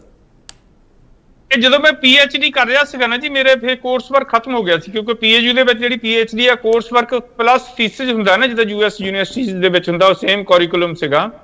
ਤੇ ਉਦੋਂ ਜਦੋਂ ਮੇਰਾ ਥੀਸਿਸ ਆਲਮੋਸਟ ਹੋ ਗਿਆ ਸੀ, ਰਫ ਥੀਸਿਸ, ਉਹਨਾਂ ਦਿਨਾਂ 'ਚ ਯੂਨੀਵਰਸਿਟੀ ਗ੍ਰਾਂਟਸ ਕਮਿਸ਼ਨ ਨੇ ਕੁਝ ਪੋਸਟਾਂ ਕੱਢੀਆਂ ਸੀਗੀਆਂ ਐਗਰੀਕਲਚਰਲ ਮਾਰਕੀਟਿੰਗ ਦੇ ਸਬਜੈਕਟ ਦਾ ਵਿਸਥਾਰ ਕਰਨ ਲਈ, ਆਮ ਕਾਲਜ ਦੇ ਵਿੱਚ ਪੜ੍ਹਾਉਣ ਲਈ। ਉਦੋਂ ਮੈਂ ਗੁਰੂ ਨਾਨਕ ਦੇਵ ਯੂਨੀਵਰਸਿਟੀ ਦੇ ਨਾਲ ਯੂਨੀਵਰਸਿਟੀ ਗ੍ਰਾਂਟਸ ਕਮਿਸ਼ਨ ਦੇ ਤਹਿਤ 4 ਸਾਲ ਐਗਰੀਕਲਚਰਲ ਮਾਰਕੀਟਿੰਗ ਤੇ ਇਕਨੋਮਿਕਸ ਪੜ੍ਹਾਈ ਸੀਗੀ। ਉਸ ਤੋਂ ਬਾਅਦ ਫਿਰ ਮੈਂ ਮੰਡੀ ਬੋਰਡ 'ਚ ਸਿਲੈਕਟ ਹੋ ਗਿਆ ਸੀਗਾ ਜਦੋਂ ਮੈਂ ਇੱਥੇ ਸਰਵਿਸ ਕਰਦਾ ਸੀਗਾ।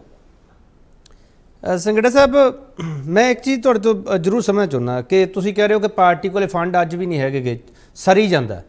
ਸਰ ਜਦੋਂ NRIs ਦੇ ਨਾਲ ਤੁਸੀਂ ਜ਼ਿਆਦਾ ਰਾਬਤਾ ਰੱਖਿਆ, ਤੁਸੀਂ ਉਸ ਸਾਰੇ ਸਿਸਟਮ ਨੂੰ ਡੀਲ ਵੀ ਕੀਤਾ, NRIs ਤੁਹਾਡੇ ਤੋਂ ਮੂੰਹ ਮੁੜ ਗਿਆ ਹੁਣ ਸੰਘੇੜਾ ਸਾਹਿਬ? ਨਹੀਂ, ਐਡੀ ਕੋਈ ਬਹੁਤੀ ਵੱਡੀ ਗੱਲ ਨਹੀਂ, ਬਟ ਇਦਾਂ ਹੈ ਵੀ ਸ਼ੁਰੂ 'ਚ ਉਤਸ਼ਾਹ ਉਹਨਾਂ 'ਚ ਬਹੁਤ ਸੀਗਾ। ਪਹਿਲੇ ਸਾਲ ਉਹਨਾਂ ਨੇ ਸਾਨੂੰ ਵੋਟ ਨਾਲ ਵੀ ਨੋਟ ਨਾਲ ਵੀ ਬਹੁਤ ਪਾਰਟੀ ਨੂੰ ਬਲੈਸ ਕੀਤਾ, ਪਾਰਟੀ ਦੀ ਕਾਫੀ ਮਦਦ ਕੀਤੀ ਹੈ। 2017 'ਚ ਜਦੋਂ ਸਰਕਾਰ ਨਹੀਂ ਬਣ ਸਕੀ, ਕਿਉਂਕਿ ਤੁਹਾਨੂੰ ਪਤਾ ਹੈ ਜਦੋਂ ਮੂਵਮੈਂਟ ਟੈਂਪੂ ਉੱਪਰ ਚੱਲ ਜਾਵੇ, ਬਿਲਕੁਲ ਪੀਕ ਤੇ ਚੱਲ ਜਾਵੇ, ਤਾਂ ਫਿਰ ਜਦੋਂ ਉਸ ਗੱਲ ਸਿਰੇ ਨਹੀਂ ਚੜ੍ਹਦੀ ਤਾਂ ਨਿਰਾਸ਼ਾ ਵੀ ਆਉਂਦੀ ਹੈ, ਇੰਟਰਨਲ ਫਾਈਟ ਵੀ ਸ਼ੁਰੂ ਹੋ ਜਾਂਦੀ ਹੈ, ਕੁਛ ਇਲਜ਼ਾਮਬਾਜ਼ੀ ਵੀ ਸ਼ੁਰੂ ਹੋ ਜਾਂਦੀ ਹੈ। ਸੋ ਕੁਝ ਸਾਡੇ 'ਚ ਲੋਕ ਵੀ ਇਸ ਤਰ੍ਹਾਂ ਦੇ ਆ ਗਏ ਸੀਗੇ ਜਿਹੜੇ ਜਲਦੀ ਬਣ ਬੇਸ਼ੱਕ ਗਏ, ਬਟ ਉਹ ਨਹੀਂ ਆਪਣੇ ਆਪ ਨੂੰ ਸੰਭਾਲ ਸਕੇ। ਤੁਹਾਨੂੰ ਪਤਾ ਹੈ ਵੀ ਵਿੱਚੋਂ ਹੀ ਸਾਡੇ MLA ਕੁਝ ਛੱਡ ਕੇ ਜਾਣੇ ਤਿਆਰ ਹੋ ਗਿਆ, ਕੁਛ ਹੋਰ ਨੈਗੇਟਿਵਿਟੀ ਕਾਫੀ ਹੋ ਗਈ ਸੀਗੀ। ਪਰ ਸਾਡਾ ਰਸਤਾ ਠੀਕ ਸੀਗਾ, ਫਿਰ ਵੀ ਸਾਡੀ ਪਾਰਟੀ ਜਿਹੜੀ ਆ ਲੀਹੋਂ ਨਹੀਂ ਲੱਥੀ। ਨਹੀਂ ਤਾਂ ਜਿਸ ਤਰ੍ਹਾਂ ਖਹਿਰਾ ਸਾਹਿਬ ਗੁੱਸੇ ਹੋ ਗਏ ਸੀਗੇ ਤੇ ਕਾਫੀ MLA ਨੂੰ ਨਾਲ ਲੈ ਕੇ ਬਿਲਕੁਲ ਪੈਰਲਲ ਸਿਸਟਮ ਖੜਾ ਕਰਨ ਦੀ ਕੋਸ਼ਿਸ਼ ਕੀਤੀ ਹੈ। ਤੇ ਉਹ ਸਾਰੀਆਂ ਨੈਗੇਟਿਵਿਟੀਜ਼ ਕਰਕੇ ਥੋੜਾ ਬਹੁਤ NRIs ਵੀ ਥੋੜੇ ਜਿਹੇ ਪਿੱਛੇ ਹਟੇ ਸੀਗੇ, ਬਾਅਦ ਫਿਰ ਵੀ ਕਾਫੀ ਇਕੱਠੇ ਹੋ ਗਏ ਸੀਗੇ। ਬਾਕੀ ਰਹੀ ਸਪੋਰਟ ਕਰਨ ਦੀ, ਹੋਰ ਕਰਨ ਦੀ, ਉਹ ਪਹਿਲੇ ਵਾਲੀ ਪੀਕ ਜਿਹੜੀ ਸੀਗੀ ਉਹ ਜਜ਼ਬਾਤੀ ਸੀਗੀ। ਉਸ ਤੋਂ ਬਾਅਦ ਜਿਹੜੀ ਇਸ ਵਾਰੀ ਪੀਕ ਆਈ ਆ ਉਹ ਸਾਡਾ ਹਾਰਡ ਵਰਕ, ਸਾਡੀ ਮਿਹਨਤ, ਲੋਕਾਂ ਨੇ ਦੇਖ ਲਿਆ ਸਸਟੇਨੇਬਿਲਿਟੀ ਕਿ ਉਹਨਾਂ ਹੀ ਪ੍ਰਿੰਸੀਪਲਸ ਤੇ ਉਹਨਾਂ ਹੀ ਗੱਲਾਂ ਲਈ ਫੇਰ ਅੱਗੇ ਆ ਰਹੇ ਆ। ਅਸੀਂ ਵੀ ਸਿੱਖ ਲਿਆ ਆਪਣੇ ਕੰਮ ਤੋਂ ਤੇ ਅਸੀਂ ਲੋਕਾਂ ਨੂੰ ਨਾਰਾ ਹੀ ਇਹ ਦਿੱਤਾ ਵੀ ਸਾਨੂੰ ਇੱਕ ਮੌਕਾ ਦਿਓ, ਫੇਰ ਹੀ ਸਾਡਾ ਪਤਾ ਲੱਗੂ ਕਿ ਅਸੀਂ ਚੰਗੇ ਆ ਕਿ ਮਾੜੇ ਆ। ਭਗਵੰਤ ਮਾਨ ਸਾਹਿਬ ਨੂੰ ਮੁੱਖ ਮੰਤਰੀ ਡਿਕਲੇਅਰ ਕੀਤਾ ਗਿਆ ਔਰ ਦੋਨਾਂ ਦੇ ਨਾਮ ਤੇ ਅਸੀਂ ਵੋਟ ਮੰਗੀ ਕਿ ਇੱਕ ਮੌਕਾ ਦਿਓ ਭਗਵੰਤ ਮਾਨ ਸਾਹਿਬ ਨੂੰ, ਇੱਕ ਮੌਕਾ ਦਿਓ ਕੇਜਰੀਵਾਲ ਸਾਹਿਬ ਨੂੰ, ਇੱਕ ਮੌਕਾ ਦਿਓ ਆਮ ਆਦਮੀ ਪਾਰਟੀ ਨੂੰ। ਤੇ ਲੋਕਾਂ ਨੇ 92 MLA ਦੇ ਕੇ ਸਾਨੂੰ ਮੌਕਾ ਦੇ ਦਿੱਤਾ। ਸੋ ਇਸ ਤਰ੍ਹਾਂ ਥੋੜੀ ਬਹੁਤ ਨੈਗੇਟਿਵਿਟੀ ਜ਼ਰੂਰ ਸੀਗੀ, ਬਟ ਇਦਾਂ ਨਹੀਂ ਸੀ ਕਿ ਸਾਨੂੰ ਛੱਡ ਦਿੱਤਾ ਸੀ NRIs ਨੇ, ਹੁਣ ਵੀ ਸਾਡੇ ਨਾਲ। ਚਲੋ ਮੈਂ ਇੱਕ ਛੋਟਾ ਜਿਹਾ ਬ੍ਰੇਕ ਲੈ ਲਵਾਂ ਸੰਘੇੜਾ ਸਾਹਿਬ, ਫਿਰ ਵਾਪਸ ਆਉਂਦੇ ਹਾਂ। ਤੇ ਤੁਸੀਂ ਜਿਹੜਾ ਹੁਣ ਜ਼ਿਕਰ ਕੀਤਾ NRIs ਦਾ, ਤੇ NRIs ਦਾ ਪ੍ਰਭਾਵ ਹੈ ਜਿਹੜਾ ਉਹ ਦੁਆਬੇ ਵਿੱਚ ਬਹੁਤ ਰਹਿੰਦਾ, ਤੇ ਹੁਣ ਦੁਆਬੇ ਵਿੱਚ ਨਤੀਜਾ ਮਿਲਿਆ ਸੰਗਰੂਰ ਤੋਂ ਬਾਅਦ, ਉਹ ਸਮਝਣ ਦੀ ਕੋਸ਼ਿਸ਼ ਕਰਾਂਗੇ ਕਿਹੜੇ ਕਾਰਨਾਂ ਕਰਕੇ ਜਲੰਧਰ ਦੀ ਜੰਗ ਹੈ ਜਿਹੜੀ ਆਮ ਆਦਮੀ ਪਾਰਟੀ ਜਿੱਤੀ ਹੈ। ਵਾਪਸ ਆ ਰਹੇ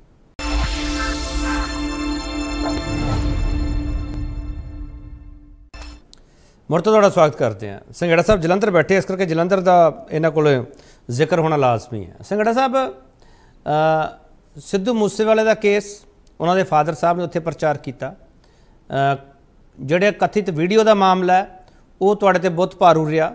ਸੰਦੀਪ ਨੰਗਲ ਅੰਬੀਆ ਦਾ ਮਾਮਲਾ ਤੁਹਾਡੇ ਤੇ ਬਹੁਤ ਭਾਰੂ ਰਿਹਾ, ਜਿਹੜੇ ਉੱਥੇ ਘਰ ਢਾਏ ਗਏ ਸੀਗੇ ਉਹ ਮਾਮਲਾ ਬਹੁਤ ਭਾਰੂ ਰਿਹਾ, ਉਸ ਦੇ ਬਾਵਜੂਦ ਤੁਸੀਂ ਜਿੱਤ ਗਏ ਸੰਘੜਾ ਸਾਹਿਬ, ਕਿਵੇਂ? ਇਹ ਮੁੱਖ ਮੰਤਰੀ ਭਗਵੰਤ ਮਾਨ ਸਾਹਿਬ ਨੇ ਜਿਹੜੇ ਵਾਅਦੇ ਪੂਰੇ ਕੀਤੇ ਆ, ਜਿਹੜੀਆਂ ਚੋਣਾਂ ਵੇਲੇ ਅਰਵਿੰਦ ਕੇਜਰੀਵਾਲ ਸਾਹਿਬ ਨੇ ਗਰੰਟੀਆਂ ਦਿੱਤੀਆਂ ਸੀਗੀਆਂ, ਅਸੀਂ ਮੀਡੀਆ 'ਚ ਬੈਠ ਕੇ ਪ੍ਰਚਾਰ ਕੀਤਾ ਸੀ ਕਿ ਇਹ ਅਰਵਿੰਦ ਕੇਜਰੀਵਾਲ ਸਾਹਿਬ ਦੀ ਗਰੰਟੀ ਹੈ, ਇਹ ਕਿਸੇ ਕਾਂਗਰਸ ਦੀ, ਕੈਪਟਨ ਅਮਰਿੰਦਰ ਦੀ ਜਾਂ ਪ੍ਰਕਾਸ਼ ਸਿੰਘ ਬਾਦਲ ਜੀ ਦੀ ਗਰੰਟੀ ਨਹੀਂ ਹੈ, ਇਹ ਅਰਵਿੰਦ ਕੇਜਰੀਵਾਲ ਸਾਹਿਬ ਦੀ ਗਰੰਟੀ ਹੈ। ਉਹ ਗਰੰਟੀਆਂ ਭਗਵੰਤ ਮਾਨ ਸਾਹਿਬ ਲਗਾਤਾਰ ਪਹਿਲੇ ਦਿਨ ਤੋਂ ਹੀ ਪੂਰੀਆਂ ਕਰਦੀਆਂ ਆ ਰਹੇ ਆ। ਲੋਕਾਂ 'ਚ ਸਾਬਤ ਹੋ ਗਿਆ, ਲੋਕਾਂ ਦੇ ਮਨ ਨੂੰ ਗੱਲ ਲੱਗ ਗਈ ਕਿ ਇਹ ਬੰਦੇ ਕੰਮ ਦੇ ਆ। ਅਦਰਵਾਈਜ਼ ਜਲੰਧਰ ਦੇ ਵਿੱਚ ਤੁਹਾਨੂੰ ਪਤਾ ਹੀ ਆ ਕਿ 9 ਸੀਟਾਂ ਦੇ ਵਿੱਚੋਂ 4 MLA ਨੇ ਸਾਡੇ ਜਲੰਧਰ ਦੇ ਵਿੱਚ। ਨਕੋਦਰ ਹੋ ਗਿਆ, 2 ਸ਼ਹਿਰ ਤੋਂ ਨੇ ਸਿਟੀ ਦੇ ਏਰੀਆ ਦੇ ਵਿੱਚੋਂ, ਤੇ 1 ਕਰਤਾਰਪੁਰ ਤੋਂ ਨੇ। ਤੇ ਇਹ ਜਿਹੜਾ ਅਸੀਂ ਮੁਹਿੰਮ ਚਲਾਈ ਹੈ, ਨਾਲ ਅਸੀਂ ਸੰਗਰੂਰ ਇਲੈਕਸ਼ਨ 'ਚ ਜਿਹੜੀ ਅਸੀਂ ਸੈਟਬੈਕ ਖਾਧੀ, ਉਸ ਵੇਲੇ ਕੁਝ ਜਜ਼ਬਾਤੀ ਗੱਲਾਂ ਹੋ ਗਈਆਂ ਸੀਗੀਆਂ ਜਿਹੜੀਆਂ ਤੁਸੀਂ ਦੱਸ ਰਹੇ ਸੀ, ਸਿੱਧੂ ਮੂਸੇਵਾਲਾ ਦੀ, ਜਾਂ ਇੱਕ ਹੋਰ ਮੁੰਡਾ ਸੀ ਸਿੱਧੂ, ਉਹਦੀ ਡੈਥ ਹੋ ਗਈ ਸੀ ਐਕਸੀਡੈਂਟ 'ਚ, ਉਹਨਾਂ ਦਾ ਵੀ ਨੈਗੇਟਿਵ ਅਸਰ। ਥੋੜ੍ਹਾ ਜਿਹਾ ਅਸੀਂ ਵੀ ਕੌਨਫੀਡੈਂਟ ਹੋ ਗਏ ਸੀਗੇ ਤੇ ਭਗਵੰਤ ਮਾਨ ਸਾਹਿਬ ਦਾ ਏਰੀਆ ਆ, ਇਹ ਤਾਂ ਕੈਪੀਟਲ ਆ ਆਮ ਆਦਮੀ ਪਾਰਟੀ ਦੀ, ਇੱਥੋਂ ਅਸੀਂ ਹਾਰ ਹੀ ਨਹੀਂ ਸਕਦੇ। ਸੋ ਉਹ ਵੀ ਸਾਨੂੰ ਸਬਕ ਮਿਲ ਗਿਆ। ਸੋ ਇੱਥੇ ਜਲੰਧਰ 'ਚ ਅਸੀਂ ਜੋ ਸਾਡੇ ਪ੍ਰਿੰਸੀਪਲਸ ਨੇ, ਜੋ ਕੰਮ ਕੀਤਾ ਹੈ ਭਗਵੰਤ ਮਾਨ ਸਾਹਿਬ ਨੇ, ਆਮ ਆਦਮੀ ਪਾਰਟੀ ਦੀ ਸਰਕਾਰ ਨੇ, ਕੈਬਨਿਟ ਨੇ ਜੋ ਸਾਰੇ ਕੰਮ ਕੀਤੇ ਅਸੀਂ ਹੁਣ ਤੱਕ, ਅਸੀਂ ਉਹਨਾਂ ਤੋਂ ਖੱਬੇ ਸੱਜੇ ਗਏ ਹੀ ਨਹੀਂ ਹੈ। ਅਪੋਜੀਸ਼ਨ ਸਾਨੂੰ ਕੋਸਣ ਤੇ ਲੱਗੀ ਰਹੀ ਆ। ਉਹ ਸਲਾਹ ਕਰ ਲੈਂਦੇ ਸੀਗੇ ਵੀ ਇੰਨੇ ਵਜੇ ਤੁਸੀਂ ਪ੍ਰੈਸ ਕਾਨਫਰੰਸ ਕਰਨੀ ਆ, ਤੁਸੀਂ ਆਹ ਗਾਲਾਂ ਕੱਢਣੀਆਂ, ਉਹ ਸੇਮ ਗਾਲਾਂ ਹੀ ਕੈਰੀ ਓਵਰ ਸਾਰਾ ਦਿਨ ਹੀ ਹੁੰਦੀਆਂ ਰਹਿੰਦੀਆਂ ਸੀਗੀਆਂ। ਤੇ ਲੋਕ ਜਿਹੜੇ, ਅਸੀਂ ਆਪਣੇ ਮੁੱਦਿਆਂ ਦੀ ਗੱਲ ਕਰਦੇ ਰਹੇ ਕਿ ਅਸੀਂ ਮਹੱਲੇ ਕਲੀਨਿਕ ਇੰਨੇ ਬਣਾਤੇ ਆ, ਤੇ ਜਿਹੜੀ ਆ ਬਿਜਲੀ ਦਾ ਬਿੱਲ ਸਾਨੂੰ ਦੱਸੋ ਕਿ ਇਹਦਾ ਜਿਹੜਾ ਜ਼ੀਰੋ ਨਹੀਂ ਆਉਂਦਾ, 86% ਲੋਕਾਂ ਦਾ ਜ਼ੀਰੋ ਆਉਂਦਾ ਆ। ਹੁਣ ਇਹਨਾਂ ਦਿਨਾਂ 'ਚ 76% ਹੁਣ ਵੀ ਜ਼ੀਰੋ ਆ ਰਿਹਾ, ਗਰਮੀ ਵੱਧ ਗਈ ਆ ਭਾਵੇਂ। ਤੇ ਅਸੀਂ ਇਹਨਾਂ ਮੁੱਦਿਆਂ ਤੇ ਇੰਨਾ ਅਸੀਂ ਰੁਜ਼ਗਾਰ ਦਿੱਤਾ, ਜਿੰਨੇ ਵੀ ਕੰਮ ਕੀਤੇ ਆ ਉਹ ਲੋਕਾਂ ਦੇ ਮਨ ਨੂੰ ਲੱਗ ਗਏ ਆ। ਅਦਰਵਾਈਜ਼ ਸਾਡਾ ਸੰਗਠਨ ਜਲੰਧਰ 'ਚ ਪਹਿਲਾਂ ਇੰਨਾ ਸਟਰੋਂਗ ਨਹੀਂ ਸੀਗਾ। ਐਂਡ ਇਹ ਸਾਰੇ ਦੇ ਉੱਪਰ ਭਗਵੰਤ ਮਾਨ ਸਾਹਿਬ ਨੇ ਸਾਨੂੰ ਇੰਨਾ ਟਾਈਮ ਦਿੱਤਾ, ਆਪ ਖੁਦ ਆ ਕੇ ਪ੍ਰਚਾਰ ਕੀਤਾ। ਅਰਵਿੰਦ ਕੇਜਰੀਵਾਲ ਸਾਹਿਬ ਦਿੱਲੀ ਦੇ ਮੁੱਖ ਮੰਤਰੀ ਸਾਹਿਬ, ਸਾਡੇ ਰਾਸ਼ਟਰੀ ਕਨਵੀਨਰ, ਸਾਡੇ ਸੁਪਰੀਮੋ, ਉਹਨਾਂ ਨੇ ਵੀ ਸਾਨੂੰ ਕਾਫੀ ਟਾਈਮ ਦਿੱਤਾ। ਉਹਦੇ ਨਾਲ ਜਿਹੜਾ ਸਾਡੇ ਸਾਰਿਆਂ ਦੇ ਵਲੰਟੀਅਰ ਦੇ ਪੰਜਾਬ ਭਰ ਚੋਂ ਜਿਹੜੇ ਆਏ ਸੀ, ਉਹਨਾਂ ਦੇ ਵੀ ਹੌਸਲੇ ਵਧੇ। ਜਿਹੜੇ ਕੋਈ ਵਲੰਟੀਅਰ ਨਿਰਾਸ਼ ਵੀ ਬੈਠੇ ਸੀ, ਉਹ ਵੀ ਉੱਠ ਕੇ ਚੱਲ ਪਏ। ਜੇ ਸਾਡਾ ਮੁੱਖ ਮੰਤਰੀ ਏਡੀ ਦੂਰ ਆ ਕੇ ਇੰਨੀ ਮਿਹਨਤ ਕਰ ਸਕਦਾ, ਸਾਨੂੰ ਕੀ ਹੋਇਆ, ਅਸੀਂ ਛੋਟੇ ਮੋਟੇ ਗਿਲੇ ਸ਼ਿਕਵੇ ਲੈ ਕੇ ਬੈਠੇ ਰਹਿੰਦੇ ਆ। ਉਹ ਫਿਰ ਮੁਹਿੰਮ ਇਸ ਤਰ੍ਹਾਂ ਦੀ ਬਣ ਗਈ ਜਿਹਦੇ ਨਾਲ ਆਮ ਆਦਮੀ ਪਾਰਟੀ ਦੀ ਜਿੱਤ ਹੋਈ ਹੈ। ਸੰਘੇੜਾ ਸਾਹਿਬ, ਮੈਂ ਸਿੱਧੇ ਸ਼ਬਦਾਂ ਵਿੱਚ ਇਹ ਸਮਝਾ ਸੰਘੇੜਾ ਸਾਹਿਬ ਕਿ ਬਿਜਲੀ ਦੇ ਬਿੱਲ ਵਿੱਚ ਸਾਰੇ ਮੁੱਦੇ ਦੱਬੇ ਗਏ, ਤੁਸੀਂ ਇਹ ਕਹਿਣਾ ਚਾਹ ਰਹੇ ਹੋ? ਨਹੀਂ, ਕੱਲੇ ਬਿਜਲੀ ਦੇ ਬਿੱਲ ਵਿੱਚ ਨਹੀਂ ਮੁੱਦੇ ਦੱਬੇ ਨਹੀਂ ਗਏ, ਉਹਦੇ ਵਿੱਚ ਸਾਡਾ ਕਸੂਰ ਵੀ ਨਹੀਂ ਹੈ ਬਹੁਤਾ। ਉਹਦੇ ਵਿੱਚ ਇਹ ਜਿਹੜੇ ਮੁੱਦੇ ਬਣਾਏ ਜਾਂਦੇ ਆ, ਮਤਲਬ ਜਿੱਦਾਂ ਉਹ ਹੁਣ ਸਾਡੇ ਪੰਨੂ ਸਾਹਿਬ ਤੇ ਦੋਸ਼ ਲਾਈ ਜਾਂਦਾ ਕਿ ਇਹਨੇ ਸਿਕਿਉਰਿਟੀ ਲੀਕ ਕਰਤੀ, ਜਾਂ ਆਯੂਸ਼ੀ ਲੜਕੀ ਆ ਸਾਡੀ ਮੀਡੀਆ ਦੇ ਵਿੱਚ ਹੀ ਕੰਮ ਕਰਦੀ, ਜਰਨਲਿਸਟ ਹੈ, ਤੁਸੀਂ ਜ਼ਰੂਰ ਜਾਣਦੇ ਹੋਵੋਗੇ, ਤੁਸੀਂ ਵੀ ਜਰਨਲਿਸਟ ਹੋ। ਤੇ ਇਹਨਾਂ ਦੇ ਨੂੰ ਪਿੰਨ ਪੁਆਇੰਟ ਕਰਨਾ ਵਿੱਚੋਂ ਕੁਝ ਵਰਕਰਸ ਨੂੰ ਕਿ ਇਹਨਾਂ ਦੇ ਕਰਕੇ ਇਹ ਹੋ ਗਿਆ, ਉਹ ਹੋ ਗਿਆ। ਤੁਹਾਨੂੰ ਪਤਾ ਗੈਂਗਸਟਰਵਾਦ ਜਿਹੜਾ ਹੈ ਦੂਜੀਆਂ ਰਵਾਇਤੀ ਸਿਆਸੀ ਪਾਰਟੀਆਂ ਦੀ ਦੇਣ ਹੈ, ਤੇ ਉਹਨਾਂ ਦੇ ਕਰਕੇ ਹੀ ਇਹ ਘਟਨਾਵਾਂ ਜਿਹੜੀਆਂ, ਅਸੀਂ ਤਾਂ ਆਰ ਪਾਰ ਦੀ ਲੜਾਈ ਉਹਨਾਂ ਦੇ ਨਾਲ ਲੜ ਰਹੇ ਹਾਂ। ਨਹੀਂ, ਫਿਰ ਸੰਘੇੜਾ ਸਾਹਿਬ ਤੁਹਾਡੀ ਆਪੋਜੀਸ਼ਨ ਤਾਂ ਫਿਰ ਇਹ ਕਹਿਣਾ ਸ਼ੁਰੂ ਕਰਤਾ ਉਹਨਾਂ ਨੇ ਕਿ ਹੁਣ ਲੱਗਦਾ ਨਹੀਂਗਾ ਕਿ ਸਿੱਧੂ ਮੂਸੇਵਾਲੇ ਨੂੰ ਇਨਸਾਫ ਮਿਲੂਗਾ, ਕਿਉਂਕਿ ਉਹਦੇ ਫਾਦਰ ਨੇ ਪ੍ਰਚਾਰ ਕਰਤਾ ਤੁਹਾਡੇ ਖਿਲਾਫ। ਨਹੀਂ, ਬਹੁਤ ਪ੍ਰੋਗਰੈਸ ਹੋਈ ਆ ਉਸ ਕੇਸ ਦੇ ਵਿੱਚ। ਅਸਲ 'ਚ ਉਸ ਕੇਸ ਤੋਂ ਬਾਅਦ ਹੀ ਜਿਹੜਾ ਆਰ ਪਾਰ ਦੀ ਲੜਾਈ ਸ਼ੁਰੂ ਹੋਈ ਆ, ਇਦਾਂ ਦੀਆਂ ਵਾਰਦਾਤਾਂ ਇਦੋਂ ਵੀ ਜ਼ਿਆਦਾ ਹੁੰਦੀਆਂ ਸੀ ਪਹਿਲੀ ਸਰਕਾਰ ਦੇ ਵੇਲੇ। ਮੈਂ ਇਹ ਜ਼ਰੂਰ ਸਪਸ਼ਟ ਕਰਨਾ ਚਾਹੁੰਦਾ ਹਾਂ ਕਿ ਸ਼੍ਰੋਮਣੀ ਅਕਾਲੀ ਦਲ ਦੇ ਯੂਥ ਦੇ ਨੇਤਾ ਆ ਜਿਨ੍ਹਾਂ ਨੂੰ ਇੱਥੇ ਮੋਹਾਲੀ 'ਚ ਮਾਰਿਆ ਗਿਆ ਸੀਗਾ, ਉਸੇ ਲੜੀ 'ਚ ਸਿੱਧੂ ਮੂਸੇਵਾਲਾ ਦਾ ਕਤਲ ਹੋਇਆ। ਔਰ ਜਿਹੜੇ ਉਹਨਾਂ ਨੇ ਉੱਥੇ ਹਥਿਆਰ ਵਰਤੇ ਆ, ਉਹ ਬੜੇ ਡੇਂਜਰਸ ਵੈਪਨ ਸੀਗੇ, ਸਾਰਾ ਕੁਝ ਇੰਨਾ ਪਲਾਨ ਤਰੀਕੇ ਨਾਲ ਅਟੈਕ ਕੀਤਾ ਉਹਨਾਂ ਨੇ।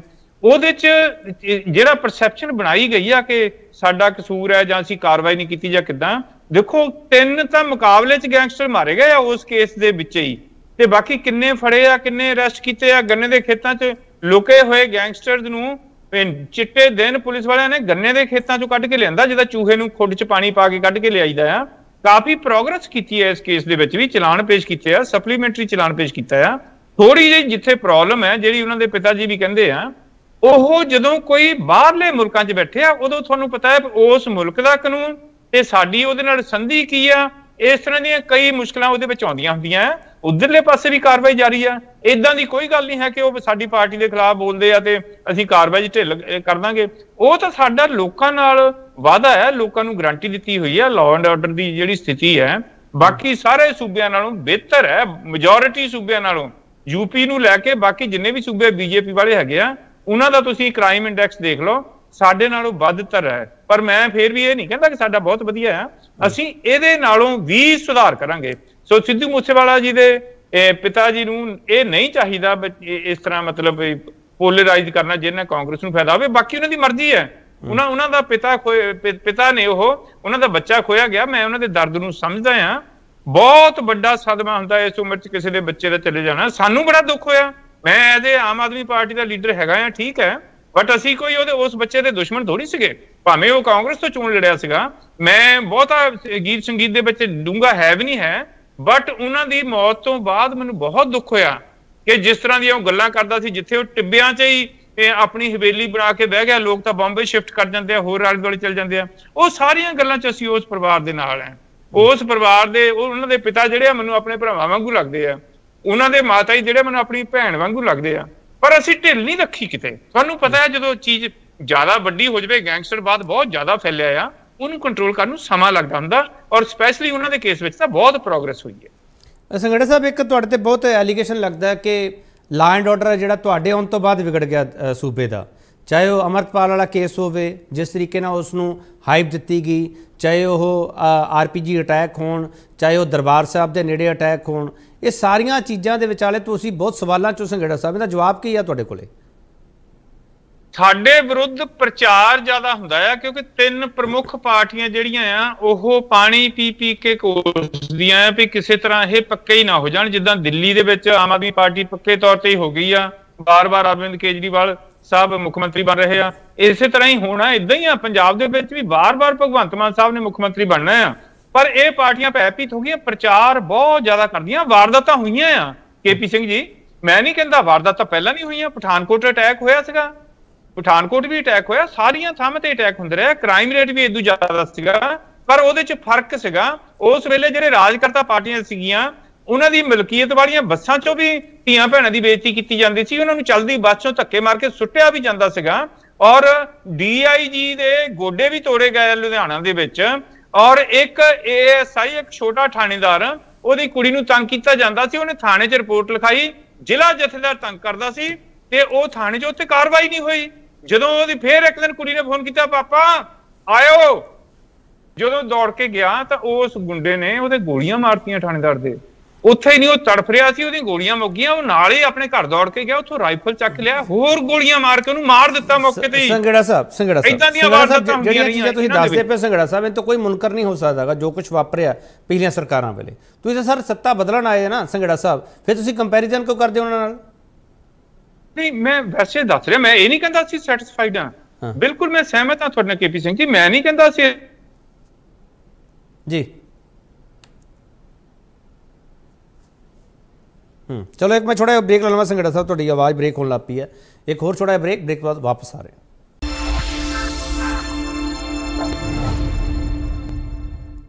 ਮੁੜ ਤੋਂ ਤੁਹਾਡਾ ਸਵਾਗਤ ਕਰਦੇ ਹਾਂ। ਜਗਤਾਰ ਸੰਘੜਾ ਸਾਡੇ ਨਾਲ ਨੇ, ਬਹੁਤ ਹੀ ਸੀਨੀਅਰ ਆਗੂ ਨੇ ਆਮ ਆਦਮੀ ਪਾਰਟੀ ਦੇ। ਸੰਘੜਾ ਸਾਹਿਬ, ਤੁਸੀਂ ਆਪਣੀ ਗੱਲ ਪੂਰੀ ਕਰ ਸਕਦੇ ਹੋ, ਫਰੀਜ਼ ਹੋ ਗਿਆ ਸੀ ਫਰੇਮ ਤੁਹਾਡਾ। KP ਸਿੰਘ ਜੀ, ਜਿਹੜਾ ਤੁਸੀਂ ਕਿਹਾ ਸੀਗਾ ਨਾ ਕਿ ਤੁਸੀਂ ਤਾਂ ਤਬਦੀਲੀ ਕਰਨ ਲਈ ਆਏ ਹੋ, ਮੈਂ ਬਿਲਕੁਲ ਤੁਹਾਡੇ ਨਾਲ ਸਹਿਮਤ ਹਾਂ। ਮੈਂ ਇਹ ਨਹੀਂ ਕਹਿੰਦਾ ਕਿ ਅਸੀਂ ਸੈਟੀਸਫਾਈਡ ਹਾਂ, ਜੋ ਕੁਝ ਅਸੀਂ ਕੰਮ ਕਰਤਾ ਹੈ ਅਸੀਂ ਬੜੇ ਹੈਗੇ ਆ। ਅਸੀਂ ਜਿਹੜੇ ਕੰਮ ਛੋਟੇ ਕੰਮ ਹੈ ਜਾਂ ਰੈਗੂਲਰ ਕੰਮ ਨੇ, ਉਹਨਾਂ 'ਚ ਅਸੀਂ ਪ੍ਰੋਗਰੈਸ ਕਾਫੀ ਹੱਲ ਕੀਤੀ ਹੈ। ਜਿਹੜੇ ਵੱਡੇ ਕੰਮ ਨੇ, ਜਿਸ ਤਰ੍ਹਾਂ ਨਸ਼ਾਖੋਰੀ ਨੂੰ ਥੰਮਣਾ ਤੇ ਇਹ ਮਤਲਬ ਗੈਂਗਸਟਰਵਾਦ ਨੂੰ ਖਤਮ ਕਰਨਾ, ਮੁਕੰਮਲ ਸ਼ਾਂਤੀ ਕਰਨੀ ਪੰਜਾਬ ਦੇ ਵਿੱਚ, ਪੰਜਾਬ ਨੂੰ ਰੰਗਲਾ ਪੰਜਾਬ ਬਣਾਉਣਾ, ਉਹਦੇ ਵੱਲ ਨੂੰ ਤਾਂ ਅਸੀਂ ਸਟਰਾਈਡਸ ਲੈ ਰਹੇ ਹਾਂ। ਅਜੇ ਸਿਰਫ ਸਾਨੂੰ 1 ਸਾਲ ਹੋਇਆ ਆ, ਕਿਉਂਕਿ ਬਹੁਤ ਜ਼ਿਆਦਾ ਹਾਲਤ ਪੰਜਾਬ ਦੀ ਮਾੜੀ ਹੈ। ਦੂਸਰੀਆਂ ਪਾਰਟੀਆਂ ਦਾ ਜਿਹੜਾ ਮੈਂ ਦੱਸ ਰਿਹਾ ਸੀ, ਮੈਂ ਤਾਂ ਦੱਸਿਆ ਸ਼ੁਰੂ ਕਿੱਥੋਂ ਕੀਤਾ ਆ। ਅਸੀਂ ਨਹੀਂ ਆਪਣੇ ਆਪ ਨੂੰ ਉਹਨਾਂ ਦੇ ਨਾਲ ਕੰਪੇਅਰ ਕਰਦੇ, ਸਾਡਾ ਕੰਪੈਰੀਜ਼ਨ ਜਿਹੜਾ ਆ ਸਾਡਾ ਆਪਣੇ ਆਪ ਨਾਲ ਹੀ ਕੰਪੈਰੀਜ਼ਨ ਹੈ। ਨੰਬਰ 2 ਤੇ ਸਾਡੀ ਲੜਾਈ ਵੀ ਉਹਨਾਂ ਪਾਰਟੀਆਂ ਨਾਲ ਨਹੀਂ ਹੈ, ਜਿੱਦਾਂ ਮੁੱਖ ਮੰਤਰੀ ਸਾਹਿਬ ਕਹਿੰਦੇ ਹੁੰਦੇ ਆ, ਭਗਵੰਤ ਮਾਨ ਸਾਹਿਬ, ਸਾਡੀ ਲੜਾਈ ਕਰਪਸ਼ਨ ਨਾਲ ਹੈ, ਸਾਡੀ ਲੜਾਈ ਗੈਂਗਸਟਰਵਾਦ ਨਾਲ ਹੈ, ਸਾਡੀ ਲੜਾਈ ਭ੍ਰਿਸ਼ਟਾਚਾਰ ਦੇ ਨਾਲ ਹੈ। ਉਹਦੇ ਬਾਰੇ ਜੇ ਆਪਣੀ ਗੱਲ ਕੋਈ ਨਹੀਂ ਹੋਈ, ਉਹਦੇ ਵਿੱਚ ਦੇਖ ਲਓ ਤੁਸੀਂ ਕਿੰਨਾ ਕੰਮ ਕੀਤਾ ਆਮ ਆਦਮੀ ਪਾਰਟੀ ਦੀ ਸਰਕਾਰ ਨੇ। ਸੋ ਅਸੀਂ ਸਾਰੇ ਪਾਸੇ ਜਿਹੜੀ ਚੀਜ਼ਾਂ ਵੀ ਹੈਗੀਆਂ, ਜਿਹੜੇ ਨਹੀਂ ਵੀ ਵਾਅਦੇ ਕੀਤੇ, ਉਹਨਾਂ ਪਾਸੇ ਵੀ ਆਮ ਆਦਮੀ ਪਾਰਟੀ ਤਰੱਕੀ ਕਰੇਗੀ, ਉਹਨਾਂ ਪਾਸੇ ਵੀ ਅਸੀਂ ਸਾਈਜ਼ੇਬਲ ਰਿਜ਼ਲਟ ਦੇਵਾਂਗੇ। ਅਜੇ ਸਾਡੇ ਕੋਲ ਸਮਾਂ ਹੈਗਾ ਆ। ਸੰਘੜਾ ਸਾਹਿਬ, ਇੱਕ ਤੁਹਾਡੇ ਬੜੇ ਬੜਾ ਪ੍ਰਚਲਿਤ ਹੈ ਕਿ ਤੁਸੀਂ ਮੀਡੀਆ ਦੇ ਨਾਲ ਬਹੁਤ ਵਾਹ ਵਾਸਤਾ ਰੱਖਦੇ ਹੋ ਸੰਘੜਾ ਸਾਹਿਬ, ਬਹੁਤ ਸ਼ੁਰੂਆਤੀ ਦਿਨਾਂ ਦੇ ਵਿੱਚ ਉਸ ਤੋਂ ਪਹਿਲਾਂ ਵੀ ਜਦੋਂ ਤੁਸੀਂ ਨੌਕਰੀ ਕਰਦੇ ਸੀ ਉਦੋਂ ਵੀ, ਪਰ ਹੁਣ ਕਹਿੰਦੇ ਮੀਡੀਆ ਤੋਂ ਤੁਸੀਂ ਔਖੇ ਬਹੁਤ ਹੋ ਸੰਘੇੜਾ ਸਾਹਿਬ, ਵਜ੍ਹਾ ਕੀ ਹੈ? ਨਹੀਂ, ਥੋੜਾ ਬਹੁਤ ਸਮਾਂ ਵੀ ਕੇਪੀ ਸਿੰਘ ਜੀ ਪਹਿਲਾਂ ਵਾਲਾ ਨਹੀਂ ਰਿਹਾ। ਗੁੱਸਾ ਨਾ ਕਰਿਓ, ਮੈਂ ਤੁਹਾਡੇ ਬਾਰੇ ਨਹੀਂ ਕਹਿ ਰਿਹਾ। ਮੀਡੀਆ ਚੌਥਾ ਥੰਮ ਹੈ, ਇਹ 'ਚ ਕੋਈ ਸ਼ੱਕ ਨਹੀਂ, ਇਹਦੇ ਬਾਰੇ ਦੂਜੀ ਰਾਏ ਹੀ ਕੋਈ ਨਹੀਂ ਹੈ। ਸਿਸਟਮ ਦਾ ਚੌਥਾ ਥੰਮ ਹੈ ਮੀਡੀਆ, ਪਰ ਮੀਡੀਆ ਵੀ ਪਹਿਲਾਂ ਵਾਲਾ ਨਹੀਂ ਰਿਹਾ। ਉਹਦੇ ਵਿੱਚ ਵੀ ਮੈਂ ਹਰ ਇੱਕ ਸੰਸਥਾ ਜਾਂ ਹਰ ਇੱਕ ਮੀਡੀਆ ਗਰੁੱਪ ਦੇ ਬਾਰੇ ਨਹੀਂ ਗੱਲ ਕਰ ਰਿਹਾ। ਕਈ ਗਰੁੱਪਾਂ ਦੇ ਗਰੁੱਪ ਜਿਹੜੇ ਆ ਉਹ ਧਿਰ ਬਣੇ ਹੋਏ ਆ। ਦੁਨੀਆ ਦੇ ਵਿੱਚ ਓਵਰਆਲ ਵੀ ਡਿਟੀਰੀਓਰੇਸ਼ਨ ਹੋ ਰਹੀ ਆ, ਬਟ ਅਨਫੋਰਚੂਨੇਟਲੀ ਇੰਡੀਆ ਦੇ ਵਿੱਚ ਮੀਡੀਆ 'ਚ ਵੀ ਕਾਫੀ ਡਿਟੀਰੀਓਰੇਸ਼ਨ ਹੋਈ ਆ। ਥੋੜਾ ਜਿਹਾ ਅਸੀਂ ਮਤਲਬ ਸਿੱਧੇ ਚੱਲਣ ਵਾਲੇ ਹੈਗੇ ਆ, ਤੇ ਜਿੱਥੇ ਕਿਤੇ ਕੋਈ ਕੰਟਰਡਿਕਸ਼ਨ ਕਈ ਵਾਰੀ ਹੋ ਜਾਂਦੀ ਹੈ, ਹੋ ਜਾਂਦੀ ਹੈ, ਮੈਂ ਸਮਝਦਾ ਇਸ ਗੱਲ ਨੂੰ, ਬਟ ਅਸੀਂ ਦਿਲੋਂ ਸਾਫ਼ ਹੈ। ਅਸੀਂ ਇਹ ਵੀ ਜੋ ਕੁਝ ਕਰਦੇ ਆ, ਅਸੀਂ ਥੋੜਾ ਜਿਹਾ ਇਨਸਾਫ ਦੇ ਚੱਕਰ 'ਚ ਹੀ ਕਰਦੇ ਆ। ਅਸੀਂ ਨਹੀਂ ਕਿਸੇ ਦੇ ਥੱਲੇ ਲੱਗਣਾ ਚਾਹੁੰਦੇ, ਅਸੀਂ ਨਹੀਂ ਕਰਪਸ਼ਨ ਦੇ ਕਰਕੇ ਆਪਣੇ ਆਪ ਨੂੰ ਚਾਹੁੰਦੇ ਵੀ ਅਸੀਂ ਇਸ ਤਰ੍ਹਾਂ ਜ਼ਿਆਦਾ ਮੈਨੇਜ ਕਰ ਲਈਏ ਜਾਂ ਕਿੱਦਾਂ। ਸਾਡਾ ਸਪਸ਼ਟ ਤੇ ਟਰਾਂਸਪੇਰੈਂਟ ਤਰੀਕਾ ਆ ਹਰ ਚੀਜ਼ ਨੂੰ ਮੈਨੇਜ ਕਰਨ ਦਾ। ਸੰਘੇੜਾ ਸਾਹਿਬ, ਇੱਕ ਸੰਗਰੂਰ ਵਾਲਾ ਤੁਹਾਡੇ ਤੇ ਬਹੁਤ ਜ਼ਿਆਦਾ ਜਿਹੜਾ ਇੰਪੈਕਟ ਪਿਆ ਕਿ ਸੰਗਰੂਰ ਤੁਸੀਂ ਹਾਰ ਗਏ, ਤੇ ਜੇ ਜਲੰਧਰ ਵੀ ਹਾਰ ਜਾਂਦੇ ਤਾਂ ਭਗਵੰਤ ਮਾਨ ਦੇ ਉੱਤੇ ਵੀ ਸਵਾਲ ਉੱਠ ਜਾਣੇ ਸੀਗੇ, ਤੁਹਾਡੀ ਸਰਕਾਰ ਤੇ ਸਵਾਲ ਉੱਠ ਜਾਣੇ ਸੀਗੇ। ਸੰਘੇੜਾ ਸਾਹਿਬ, ਮੈਂ ਇੱਕ ਚੀਜ਼ ਸਮਝ ਚਾਹੁੰਦਾ, ਤੁਹਾਡੇ ਕੋਲ ਆਪਦਾ ਕੈਂਡੀਡੇਟ ਨਹੀਂ ਸੀਗਾ, ਉਧਾਰਾ ਕੈਂਡੀਡੇਟ ਲੈ ਕੇ ਤੁਸੀਂ ਜਿੱਤ ਪ੍ਰਾਪਤ ਕੀਤੀ ਹੈ, ਹੁਣ ਆਪੋਜੀਸ਼ਨ ਤੁਹਾਡੇ ਤੇ ਐਲੀਗੇਸ਼ਨ ਲਾ ਰਹੀ ਹੈ। ਪਹਿਲੀ ਗੱਲ ਤਾਂ ਜਿਹੜੀ ਉਹ ਸੰਗਰੂਰ ਵਾਲੀ ਗੱਲ ਆ, ਉਹ ਤਾਂ ਹੁਣ ਖਤਮ ਹੋ ਗਈ ਆ। ਮੈਂ ਪਹਿਲਾਂ ਵੀ ਉਹ ਆਪਾਂ ਥੋੜਾ ਜਿਹਾ ਕਵਰ ਕਰ ਲਿਆ ਸੀ ਉਹਨੂੰ, ਕਿ ਸੰਗਰੂਰ 'ਚ ਅਸੀਂ ਥੋੜੇ ਜਿਹਾ ਓਵਰ ਕੌਨਫੀਡੈਂਟ ਵੀ ਸੀਗੇ। ਕਈ ਵਾਰੀ ਕੁਝ ਵੱਡੀਆਂ ਘਟਨਾਵਾਂ ਇਦਾਂ ਦੀਆਂ ਹੋ ਜਾਂਦੀਆਂ ਜਿਨ੍ਹਾਂ ਦੇ ਪੋਲੀਟੀਕਲ ਇੰਪੈਕਟ ਬਹੁਤ ਪੈਂਦਾ ਆ, ਜਿਹੜਾ ਸੋਚਿਆ ਨਹੀਂ ਹੁੰਦਾ। ਤੁਸੀਂ ਜਾਣਾ ਹੀ ਤੁਹਾਡੇ ਕੋਲ ਉਹਨੂੰ ਟਾਈਮ ਹੁੰਦਾ। ਜਿੱਦਾਂ ਮੈਂ ਦੱਸ ਰਿਹਾ ਕਿ ਜਿਨ੍ਹਾਂ 'ਚ ਜਿਸ ਤਰ੍ਹਾਂ ਦੋ ਘਟਨਾਵਾਂ ਹੋਈਆਂ ਸੀਗੀਆਂ, ਉਹਦੇ 'ਚ ਸਾਡਾ ਕਸੂਰ ਨਹੀਂ ਸੀ ਬਹੁਤਾ, ਪਰ ਲੋਕਾਂ ਨੇ ਸਾਨੂੰ ਫੇਰ ਵੀ ਬਹੁਤ ਵੋਟ ਪਾਈ ਆ। ਰਵਾਇਤੀ ਪਾਰਟੀਆਂ ਸਾਰੀਆਂ ਦੀ ਜ਼ਮਾਨਤਾਂ ਹੀ ਜ਼ਬਤ ਹੋਈਆਂ ਆ। ਇਹ ਵੱਖਰੀ ਗੱਲ ਆ ਕਿ ਲੋਕਾਂ ਨੇ ਥੋੜਾ ਜਿਹਾ ਆਪਣਾ ਗੁੱਸਾ ਦਿਖਾਇਆ, ਉਹਨਾਂ ਸਾਡੇ ਤੋਂ ਨਹੀਂ ਖੁਸ਼ ਹੋਣਗੇ, ਅਸੀਂ ਨਹੀਂ ਉਹਨਾਂ ਨੂੰ ਦੱਸ ਸਕੇ। ਉਦੋਂ ਤੱਕ ਸਮਾਂ ਵੀ 3 ਮਹੀਨੇ ਹੋਏ ਸੀਗੇ, ਉਦੋਂ 2-3 ਮਹੀਨੇ ਹੀ ਹੋਏ ਸੀਗੇ, ਪਰ ਅਸੀਂ ਨਹੀਂ ਲੋਕਾਂ ਨੂੰ ਦੱਸ ਸਕੇ ਅਸੀਂ ਕੀ ਕੀਤਾ ਆ। ਉਸ ਕਮੀ ਪੇਸ਼ੀ ਨੂੰ ਅਸੀਂ ਪੂਰਾ ਕਰ ਲਿਆ ਜਲੰਧਰ ਦੇ ਵਿੱਚ। ਰਹੀ ਗੱਲ ਕੇਪੀ ਸਿੰਘ ਜੀ ਕੈਂਡੀਡੇਟ ਦੀ, ਕੈਂਡੀਡੇਟ ਦੇਖੋ, ਆਮ ਆਦਮੀ ਪਾਰਟੀ ਨਵੀਂ ਪਾਰਟੀ ਆ, ਸਾਡੇ 'ਚ ਅਜੇ ਵੀ ਬਹੁਤ ਵੈਕਿਊਮ ਹੈ। ਜਦੋਂ ਅਸੀਂ ਇਸ ਸਿਸਟਮ ਦੇ ਨਾਲ ਲੜਾਈ ਕਰਨੀ ਆ, ਇਹਨਾਂ ਪਾਰਟੀਆਂ ਦੇ ਮੁਕਾਬਲੇ 'ਚੋਂ ਹੀ ਅਸੀਂ ਨਿਕਲ ਕੇ ਅੱਗੇ ਜਾਣਾ ਆ, ਸੱਤਾ ਪ੍ਰਾਪਤੀ ਕਰਨੀ ਆ। ਸੱਤਾ ਪ੍ਰਾਪਤੀ ਕਰਕੇ ਅਸੀਂ ਸੁਧਾਰ ਕਰਨਾ ਆ, ਤਾਂ ਸਾਨੂੰ ਵੀ ਕਈ ਕੁਝ ਦੇਖਣਾ ਪੈਂਦਾ ਹੈ। ਅਸੀਂ ਆਪਣੇ ਸਰਵੇ ਕਰਾਉਂਦੇ ਆ, ਆਪਣਾ ਸਿਸਟਮ ਦੇਖਦੇ ਆ। ਰਿੰਕੂ ਹੁਣੀ, ਸੁਸ਼ੀਲ ਰਿੰਕੂ ਜੀ ਜ਼ਮੀਨ ਨਾਲ ਜੁੜੇ ਹੋਏ ਨੇਤਾ ਨੇ, ਇਹਨਾਂ ਤੇ ਕੋਈ ਗੰਭੀਰ ਇਲਜ਼ਾਮ ਨਹੀਂ ਹੈ ਕਿ ਇਹ ਕੁਝ ਇਸ ਤਰ੍ਹਾਂ ਦੀ ਗੱਲ ਸੀਗੀ। ਜੇ ਉਹਨਾਂ ਨੇ ਪਾਰਟੀ ਦੀਆਂ ਪਾਲਿਸੀ ਨੂੰ ਮੰਨਿਆ ਆ, ਅਰਵਿੰਦ ਕੇਜਰੀਵਾਲ ਸਾਹਿਬ ਦੀਆਂ ਪਾਲਿਸੀ ਨੂੰ ਮੰਨਿਆ, ਭਗਵੰਤ ਮਾਨ ਸਾਹਿਬ ਦੀਆਂ ਪਾਲਿਸੀ ਨੂੰ ਮੰਨਿਆ ਆ, ਉਹ ਬਿਲਕੁਲੀ ਇੱਧਰ ਆਏ ਆ। ਹੋਰ ਵੀ ਬਹੁਤ ਲੋਕ ਆਏ ਆ ਇਸ ਇਲੈਕਸ਼ਨ 'ਚ। ਇਸ ਇਲੈਕਸ਼ਨ 'ਚ ਬਹੁਤ ਲੋਕਾਂ ਨੇ ਸਵਿਚ ਓਵਰ ਕੀਤਾ। ਕਈ ਟਕਸਾਲੀ ਪੁਰਾਣੇ ਬੀਜੇਪੀ ਦੇ ਨੇਤਾ ਸੀਗੇ, ਜਿਹੜੇ ਸਥਾਨਕ ਲੀਡਰ ਸੀਗੇ, ਉਹ ਸਾਡੇ 'ਚ ਆਏ ਆ। ਜਿੱਤ ਉਦਾਂ ਹੀ ਨਹੀਂ ਹੋਈ, ਨੀਤੀਆਂ ਤੋਂ ਪ੍ਰਭਾਵਿਤ ਹੋਏ ਆ ਸਾਰੇ ਆਗੂ, ਤੇ ਉਹ ਆ ਗਏ। ਸਾਡੇ ਨਾਲ ਕਿਤੇ ਵੀ ਇਦਾਂ ਦੀ ਪਾਬੰਦੀ ਨਹੀਂ ਹੈ ਕਿ ਦੂਸਰੀ ਪਾਰਟੀ ਦਾ ਆਗੂ ਨਹੀਂ ਅਸੀਂ ਲੈਣਾ। ਅਸੀਂ ਉਹਦੀ ਜਿਹੜਾ ਵਰਗੀਕਰਨ ਆ, ਅਸੀਂ ਉਹ ਕੰਮਾਂ ਦੇ ਬੇਸ ਤੇ ਕਰਦੇ ਆ। ਇਹ ਗਰਾਊਂਡ ਲੈਵਲ ਤੇ ਲੋਕਾਂ ਨਾਲ ਜੁੜੇ ਹੋਏ ਨੇ ਰਿੰਕੂ ਜੀ। ਮੈਂ ਪਹਿਲਾਂ ਵੀ ਤੁਹਾਡੇ ਚੈਨਲ ਤੇ ਵੀ ਬਾਕੀ ਚੈਨਲ ਤੇ ਵੀ ਇਹਨਾਂ ਦੇ ਸ਼ਖਸੀਅਤ ਬਾਰੇ ਦੱਸਦਾ ਰਿਹਾ ਹਾਂ। ਸੋ ਆਮ ਲੋਕਾਂ ਦੇ ਲੀਡਰ ਨੇ ਇਹ ਵੱਖਰੀ ਗੱਲ ਆ। ਕੁਝ ਮੀਡੀਆ ਉਹ ਚਲਾ ਰਹੇ ਆ ਕਿ ਅਸੀਂ ਪਹਿਲਾਂ ਉਹਨਾਂ ਦਾ ਵਿਰੋਧ ਕਰਦੇ ਸੀ। ਕੁਦਰਤੀ ਗੱਲ ਆ, ਦੂਜੀ ਪਾਰਟੀ ਨੂੰ ਜਦੋਂ ਲੜਦੇ ਆ ਤੁਸੀਂ ਇੱਕ ਦੂਜੇ ਦੇ ਵਿਰੋਧ ਪ੍ਰਚਾਰ ਤਾਂ ਕਰਦੇ ਹੀ, ਉਹ ਗੱਲ ਪਿੱਛੇ ਰਹਿ ਜਾਂਦੀ ਆ ਜਦੋਂ ਕੋਈ ਬੰਦਾ ਤੁਹਾਡੀਆਂ ਨੀਤੀਆਂ ਨਾਲ ਸਹਿਮਤ ਹੋ ਜਾਂਦਾ। ਸੋ ਇਹ ਕੋਈ ਇਲਜ਼ਾਮ ਨਹੀਂ ਹੈ ਕਿ ਇਹਨਾਂ ਕੋਲ ਲੀਡਰ ਹੀ ਹੈ ਨਹੀਂ, ਬਹੁਤ ਲੀਡਰ ਨੇ ਸਾਡੇ ਕੋਲ, ਹਰ ਜਗ੍ਹਾ ਲੀਡਰ ਨੇ। ਸਾਡਾ ਤਾਂ ਵਲੰਟੀਅਰ ਵੀ ਲੀਡਰ ਆ। ਆਮ ਘਰਾਂ ਦੇ ਮੁੰਡੇ ਜਿਹੜੇ ਆ ਉਹ ਸਾਡੇ ਬਣੇ ਆ, ਐਮਐਲਏ ਵੀ ਬਣੇ ਆ, ਸਾਰੇ ਮੰਤਰੀ ਵੀ ਬਣੇ ਆ ਸਧਾਰਨ ਘਰਾਂ ਦੇ। ਤੇ ਇਸ ਕਰਕੇ ਕੋਈ ਇਦਾਂ ਦੀ ਗੱਲ ਨਹੀਂ ਹੈ, ਸਾਡੇ ਕੋਈ ਨੇਤਾ ਨਹੀਂ ਸੀ। ਬਟ ਇਹ ਸਿਲੈਕਸ਼ਨ ਕਮੇਟੀ ਉਹਦੇ ਹਿਸਾਬ ਨਾਲ ਅਸੀਂ ਦੇਖਣਾ ਹੁੰਦਾ, ਜਿਹਦੀ ਮਤਲਬ ਕੋਈ ਬੰਦਾ ਇੱਧਰ ਆਉਣਾ ਚਾਹੁੰਦਾ ਹੈ ਤੇ ਉਹਦੀ ਪਰਸੈਪਸ਼ਨ ਵੀ ਹੈਗੀ ਆ, ਲੋਕਾਂ 'ਚ ਸਥਾਨ ਵੀ ਹੈਗਾ, ਉਸ ਹਿਸਾਬ ਨਾਲ ਰਿੰਕੂ ਜੀ ਸ਼ਾਮਲ ਹੋਏ ਸੀ। Nothing wrong in it. Sanghera ਸਾਹਿਬ, ਨੈਸ਼ਨਲ ਪਾਰਟੀ ਬਣਨ ਤੋਂ ਬਾਅਦ ਇਹ ਤੁਹਾਡੇ ਲਈ ਪਹਿਲੀ ਵੱਡੀ ਜਿੱਤ ਹੈ ਜਦੋਂ ਕੌਮੀ ਪਾਰਟੀ ਤੁਸੀਂ ਬਣਦੇ ਹੋ। ਸੰਘੇੜਾ ਸਾਹਿਬ, ਹੁਣ ਤੁਹਾਡਾ ਇੱਕ ਐਮਪੀ ਹੈ ਜਿਹੜਾ ਉਹ ਲੋਕ ਸਭਾ ਵਿੱਚ ਵੀ ਹੋ ਗਿਆ। ਪਹਿਲਾਂ ਭਗਵੰਤ ਮਾਨ ਤੋਂ ਬਾਅਦ ਤੁਹਾਡੇ ਕੋਲ ਜਗ੍ਹਾ ਉਹ ਖਾਲੀ ਹੋ ਗਈ ਸੀ, ਤੇ ਉਦੋਂ ਪਹਿਲਾਂ ਤੁਹਾਡੇ ਕੋਲ ਮਿਸਟਰ ਗਾਂਧੀ ਰਹੇ ਆ, ਪ੍ਰਸਾਦ ਸਿੰਘ ਰਹੇ ਆ, ਖਾਲਸਾ ਹਰੀ ਰਹੇ ਆ। ਮੇਰਾ ਸਵਾਲ ਹੈ ਸੰਘੇੜਾ ਸਾਹਿਬ, ਤੁਸੀਂ ਹੁਣ ਜਲੰਧਰ ਲਈ ਕੀ ਕਰੋਗੇ? ਜਲੰਧਰ ਦੇ ਵਿੱਚ ਦੋ ਪਾਸਿਆਂ 'ਚ ਅਸੀਂ ਕੰਮ ਕਰਾਂਗੇ। ਇੱਕ ਤਾਂ ਜਿਹੜੀਆਂ ਸਥਾਨਕ ਮੰਗਾਂ ਆ, ਸਥਾਨਕ ਲੋੜਾਂ ਆ, ਉਹਨਾਂ ਨੂੰ ਪੂਰਾ ਕਰਾਂਗੇ। ਦੂਜਾ ਜਿਹੜਾ ਨੈਸ਼ਨਲ ਲੈਵਲ ਤੇ ਜਿਹੜੇ ਵੀ ਸਾਡੇ ਇਸ਼ੂਜ਼ ਹੈਗੇ ਆ ਉਹਨਾਂ ਨੂੰ ਪਹਿਲਾਂ ਵੀ ਰਾਜ ਸਭਾ ਮੈਂਬਰ ਉਠਾ ਰਹੇ ਆ, ਕੰਮ ਕਰ ਰਹੇ ਆ ਉਹਦੇ ਪਾਸੇ, ਤੇ ਰਿੰਕੂ ਜੀ ਵੀ ਆਪਣੀ ਲੋਕ ਸਭਾ 'ਚ ਉਹਨਾਂ ਚੀਜ਼ਾਂ ਬਾਰੇ ਆਵਾਜ਼ ਬੁਲੰਦ ਕਰਨਗੇ। ਜਲੰਧਰ ਦੇ ਕੋਲ ਇੱਕ ਆਦਮਪੁਰ ਦੇ ਕੋਲ ਸੜਕ ਬਣਨ ਵਾਲੀ ਆ, ਜਿਹੜੀ ਕਾਫੀ ਦੇਰ ਤੋਂ ਬੰਦ ਪਈ ਸੀਗੀ ਪਿਛਲੀਆਂ ਸਰਕਾਰਾਂ ਵੇਲੇ ਦੀ, ਤੇ ਇਸ ਵੇਲੇ ਅਸੀਂ ਵੀ ਉਹਦੇ 'ਚ, ਕਿਉਂਕਿ ਕਈ ਤਰ੍ਹਾਂ ਦੇ ਇਸ਼ੂ ਸੀਗੇ, ਬਹੁਤੀ ਪ੍ਰੋਗਰੈਸ ਨਹੀਂ ਕਰ ਸਕੇ, ਉਹਨੂੰ ਅਸੀਂ ਪਹਿਲ ਦੇ ਆਧਾਰ ਤੇ ਬ੍ਰਿਜ ਬਣਨਾ ਆ, ਉਹ ਬਣਾਵਾਂਗੇ ਆਦਮਪੁਰ ਦੇ ਵਿੱਚ। ਲੋਕਲ ਕੁਝ ਡੰਪ ਦੀ ਪ੍ਰੋਬਲਮ ਹੈਗੀ ਆ, ਕੂੜਾ ਕਰਕਟ ਡੰਪ ਦੀ ਪ੍ਰੋਬਲਮ ਹੈਗੀ, ਕੁਝ ਹੋਰ ਸੜਕਾਂ ਦੀਆਂ ਪ੍ਰੋਬਲਮਸ ਹੈਗੀਆਂ, ਕੋਈ ਸੀਵਰੇਜ ਦੀ ਪ੍ਰੋਬਲਮ ਸੀ, ਉਹ ਤਾਂ ਅਸੀਂ ਕਾਫੀ ਹੱਦ ਤੱਕ ਮੰਤਰੀ ਸਾਹਿਬ ਨੇ ਹੱਲ ਕਰਾਤੀ ਆ ਸੀਐਮ ਸਾਹਿਬ ਦੇ ਨਿਰਦੇਸ਼ਾਂ ਦੇ ਅਨੁਸਾਰ। ਹੋਰ ਕਾਫੀ ਚੀਜ਼ਾਂ ਅਸੀਂ ਹੱਲ ਕੀਤੀਆਂ। ਸਥਾਨਕ ਮਸਲੇ ਅਸੀਂ ਸਾਰੇ ਹੀ ਜਲੰਧਰ ਦੇ ਵਿੱਚ ਜਿਹੜੀ ਸਪੋਰਟਸ ਦੀ ਇੰਡਸਟਰੀ ਲਾਉਣੀ ਆ, ਹੋਰ ਜਿਹੜੇ ਅਸੀਂ ਵਾਅਦੇ ਕੀਤੇ ਹੋਏ ਆ ਪਹਿਲਾਂ ਦੇ ਵੀ, ਉਹ ਸਾਰੇ ਅਸੀਂ ਪੂਰੇ ਕਰਾਂਗੇ। ਕੇਪੀ ਸਿੰਘ ਜੀ, ਤੁਹਾਡਾ ਵੋਟ ਪਰਸੈਂਟੇਜ ਬੜਾ ਅੱਛਾ ਰਿਹਾ ਉੱਥੇ ਮਿਸਟਰ ਸੰਘੇੜਾ, ਤਕਰੀਬਨ 35% ਦੇ ਨੇੜੇ ਤੁਸੀਂ ਉੱਥੇ ਵੋਟਾਂ ਲੈ ਗਏ ਹੋ। ਹੁਣ ਲੋਕਾਂ ਵਿੱਚ ਇੱਕ ਇਹ ਵੀ ਚਰਚਾ ਹੈਗੀ ਹੈ ਕਿ ਤੁਸੀਂ ਇਹ ਵੋਟ ਬੈਂਕ ਇਸ ਤਰੀਕੇ ਨਾਲ ਸਥਾਪਿਤ ਕੀਤਾ ਕਿ ਅੰਮ੍ਰਿਤਪਾਲ ਵਾਲਾ ਐਪੀਸੋਡ ਹੈ, ਇੱਕ ਵਿਸ਼ੇਸ਼ ਭਾਈਚਾਰੇ ਨੂੰ ਡਰਾ ਕੇ ਵੋਟਾਂ ਲਈਆਂ ਗਈਆਂ, ਸਰਕਾਰੀ ਮਸ਼ੀਨਰੀ ਦੀ ਦੁਰਵਰਤੋਂ ਕੀਤੀ ਗਈ ਹੈ। ਤੁਹਾਡੇ ਬਾਰੇ ਬਹੁਤ ਸੋਸ਼ਲ ਮੀਡੀਆ 'ਤੇ ਪੋਸਟਾਂ ਪਈਆਂ ਵੀ ਤੁਹਾਡੇ ਐਮਐਲਏ ਉੱਥੇ ਪਹੁੰਚ ਗਏ ਸੀਗੇ, ਜਿਹੜੇ ਉਹਨਾਂ ਦੀ ਉੱਥੇ ਡਿਊਟੀ ਨਹੀਂ ਹੈਗੀ ਸੀ, ਜਾਂ ਜਿਹੜੇ ਉੱਥੇ ਦੇ ਰਹਿਣ ਵਾਲੇ ਨਹੀਂ ਹੈਗੇ ਸੀਗੇ, ਬਾਹਰਲੇ ਲੋਕਾਂ ਦੀਆਂ ਡਿਊਟੀਆਂ ਲਾਈਆਂ, ਬੂਥ 'ਤੇ ਤੁਹਾਨੂੰ ਬੰਦੇ ਨਹੀਂ ਲੱਭਦੇ ਸੀ। ਸੰਘੇੜਾ ਸਾਹਿਬ, ਉਹਨਾਂ ਦਾ ਜਵਾਬ ਹੁਣ ਸਿਰਫ ਇਹੀ ਹੈ ਨਤੀਜਾ, ਜਾਂ ਇਸ ਤੋਂ ਇਲਾਵਾ ਤੁਹਾਡੇ ਕੋਲ ਹੋਰ ਤਰਕ ਵੀ ਹੈਗਾ? ਨਤੀਜਾ ਵੀ ਹੈਗਾ ਆ, ਦੂਸਰੇ ਵੀ ਗੱਲਾਂ ਹੈਗੀਆਂ ਜਿਹੜੀਆਂ ਅਸੀਂ ਨਾਲੋਂ ਨਾਲ ਦੱਸਦੇ ਰਹੇ ਹਾਂ। ਇਹ ਪਹਿਲੀ ਗੱਲ ਤਾਂ ਆਮ ਆਦਮੀ ਪਾਰਟੀ ਪੋਲਰਾਈਜੇਸ਼ਨ ਵਿੱਚ ਯਕੀਨ ਨਹੀਂ ਕਰਦੀ। ਅੰਮ੍ਰਿਤਪਾਲ ਦਾ ਇਸ਼ੂ ਕਿੱਥੋਂ ਉੱਠਿਆ, ਕਿਹਨਾਂ ਨੇ ਫੈਲਾਇਆ, ਕਿਹੜੇ ਮਿਸਯੂਜ਼ ਕਰਨਾ ਚਾਹੁੰਦੇ ਸੀ, ਉਹਨਾਂ ਨੇ ਕੀਤਾ ਵੀ ਇਹਨੂੰ ਕੁਛ ਹੱਦ ਤੱਕ। ਬਟ ਜਿਸ ਤਰ੍ਹਾਂ ਭਗਵੰਤ ਮਾਨ ਸਾਹਿਬ ਨੇ, ਮੁੱਖ ਮੰਤਰੀ ਸਾਹਿਬ ਨੇ, ਆਮ ਆਦਮੀ ਪਾਰਟੀ ਦੀ ਸਰਕਾਰ ਨੇ ਇਸ ਚੀਜ਼ ਨੂੰ ਹੈਂਡਲ ਕੀਤਾ ਆ ਕਿ ਕੋਈ ਗੋਲੀ ਨਹੀਂ ਚੱਲੀ, ਕੋਈ ਲਾਠੀ ਡੰਡਾ ਨਹੀਂ ਚੱਲਿਆ। ਤੇ ਜਦੋਂ ਉਹਨਾਂ ਨੇ ਉਹਦੇ ਤੇ ਹਮਲਾ ਕੀਤਾ ਆ ਅਜਨਾਲਾ ਥਾਣੇ ਤੇ, ਗੁਰੂ ਗ੍ਰੰਥ ਸਾਹਿਬ ਦੀ ਵੋਟ ਲੈ ਕੇ, ਗੁਰੂ ਗ੍ਰੰਥ ਸਾਹਿਬ ਨੂੰ ਮੋਹਰਾ ਬਣਾ ਕੇ, ਉਸ ਤੋਂ ਬਾਅਦ ਪਲਾਨਿੰਗ ਨਾਲ ਉਸ ਚੀਜ਼ ਨੂੰ ਕਰੈਕਟ ਕੀਤਾ ਗਿਆ ਆ। ਉਹਦੇ ਚ ਸਾਡਾ ਜਿਹੜਾ ਆ ਉਹਦੀ ਸ਼ਲਾਘਾ ਹੀ ਹੋਈ ਆ, ਭਗਵੰਤ ਮਾਨ ਸਾਹਿਬ ਦੀ, ਮੁੱਖ ਮੰਤਰੀ ਸਾਹਿਬ ਦੀ ਸ਼ਲਾਘਾ ਹੀ ਹੋਈ ਆ। ਤੇ ਉਸ ਤੋਂ ਬਾਅਦ ਲਗਾਤਾਰ ਜਿਹੜਾ ਆ ਲਾਅ ਐਂਡ ਆਰਡਰ ਨੂੰ ਮੇਨਟੇਨ ਕਰਨ ਲਈ ਵਿਜਲ ਰੱਖਿਆ ਗਿਆ। ਜਿਹੜੀ ਆ ਹੁਣ ਥੋੜ੍ਹੀਆਂ ਧਮਾਕਿਆਂ ਦੀ ਆਈ ਵੀ ਆ ਖਬਰ, ਇਹ ਦੇਖੋ ਇਸ ਤਰ੍ਹਾਂ ਦੀਆਂ ਚੀਜ਼ਾਂ ਜਿਹੜੀਆਂ ਆ, ਇਹਨਾਂ ਨੂੰ ਤੁਸੀਂ ਟੈਕਲ ਕਰਨ ਦਾ ਤਰੀਕਾ ਆ, ਉਹ ਵੀ 3 ਦਿਨਾਂ ਦੇ ਵਿੱਚ ਭਾਵੇਂ ਐਸਜੀਪੀਸੀ ਨੇ ਸਹਿਯੋਗ ਦਿੱਤਾ ਹੈ। ਸ਼੍ਰੋਮਣੀ ਅਕਾਲੀ ਦਲ ਥੋੜ੍ਹਾ ਜਿਹਾ ਭੰਡੀ ਪ੍ਰਚਾਰ ਵੀ ਕਰ ਰਿਹਾ ਸੀ, ਐਸਜੀਪੀਸੀ ਨਾਂ ਦੱਸਦੀ ਤਾਂ ਪਤਾ ਹੀ ਨਹੀਂ ਸੀ ਲੱਗਣਾ। ਇਹ ਇਨਫੋਰਮੇਸ਼ਨ ਤਾਂ ਸਥਾਨਕ ਲੋਕਾਂ ਤੋਂ ਆਉਣੀ ਹੀ ਹੁੰਦੀ ਆ, ਸਥਾਨਕ ਸੰਸਥਾਵਾਂ ਤੋਂ ਵੀ ਆਉਣੀ ਹੁੰਦੀ ਆ, ਜਿੱਥੇ ਕਿਤੇ ਕੈਮਰੇ ਲੱਗੇ ਆ ਉਹਨਾਂ ਨੂੰ ਵੀ ਦੇਖਣਾ ਹੁੰਦਾ ਆ। ਸੋ ਐਸਜੀਪੀਸੀ ਦਾ ਧੰਨਵਾਦ ਹੈ, ਐਸਜੀਪੀਸੀ ਵੀ ਸਾਡੀ ਹੈ, ਆਪਣੇ ਲੋਕਾਂ ਦੀ ਹੋਈ ਆ, ਐਸਜੀਪੀਸੀ ਦੀਆਂ ਡਿਊਟੀ ਦੇ ਵਿੱਚ ਇਹ ਆਉਂਦਾ ਆ ਸਾਰਾ ਕੁਛ, ਤੇ ਉਹਨੂੰ ਵੀ ਬੜੇ ਸੁਚੱਜੇ ਤਰੀਕੇ ਨਾਲ ਨਜਿੱਠਿਆ ਗਿਆ ਆ। ਤੇ ਬਾਕੀ ਕੋਈ ਵੀ ਇਸ ਤਰ੍ਹਾਂ ਦੀ ਆਮ ਆਦਮੀ ਪਾਰਟੀ, ਜਿਹੜੇ ਅਸੀਂ ਬੜੇ ਸਿੰਪਲ ਲੋਕ ਆ, ਅਸੀਂ ਧਰਮ ਨਿਰਪੱਖਤਾ ਵਿੱਚ ਯਕੀਨ ਰੱਖਦੇ ਹਾਂ। ਧਰਮ ਨਿਰਪੱਖ ਪਾਰਟੀ, ਇਹਦਾ ਮਤਲਬ ਇਹ ਨਹੀਂ ਹੈ ਕਿ ਅਸੀਂ ਧਾਰਮਿਕ ਨਹੀਂ ਹੈਗੇ, ਅਸੀਂ ਸਭ ਧਰਮਾਂ ਦਾ ਬਰਾਬਰ ਸਤਿਕਾਰ ਕਰਦੇ ਹਾਂ। ਸਰਕਾਰ ਦਾ ਕੋਈ ਧਰਮ ਨਹੀਂ ਹੁੰਦਾ, ਸਰਕਾਰ ਦਾ ਧਰਮ ਹੁੰਦਾ ਲੋਕਾਂ ਦੀ ਸੇਵਾ ਕਰਨਾ।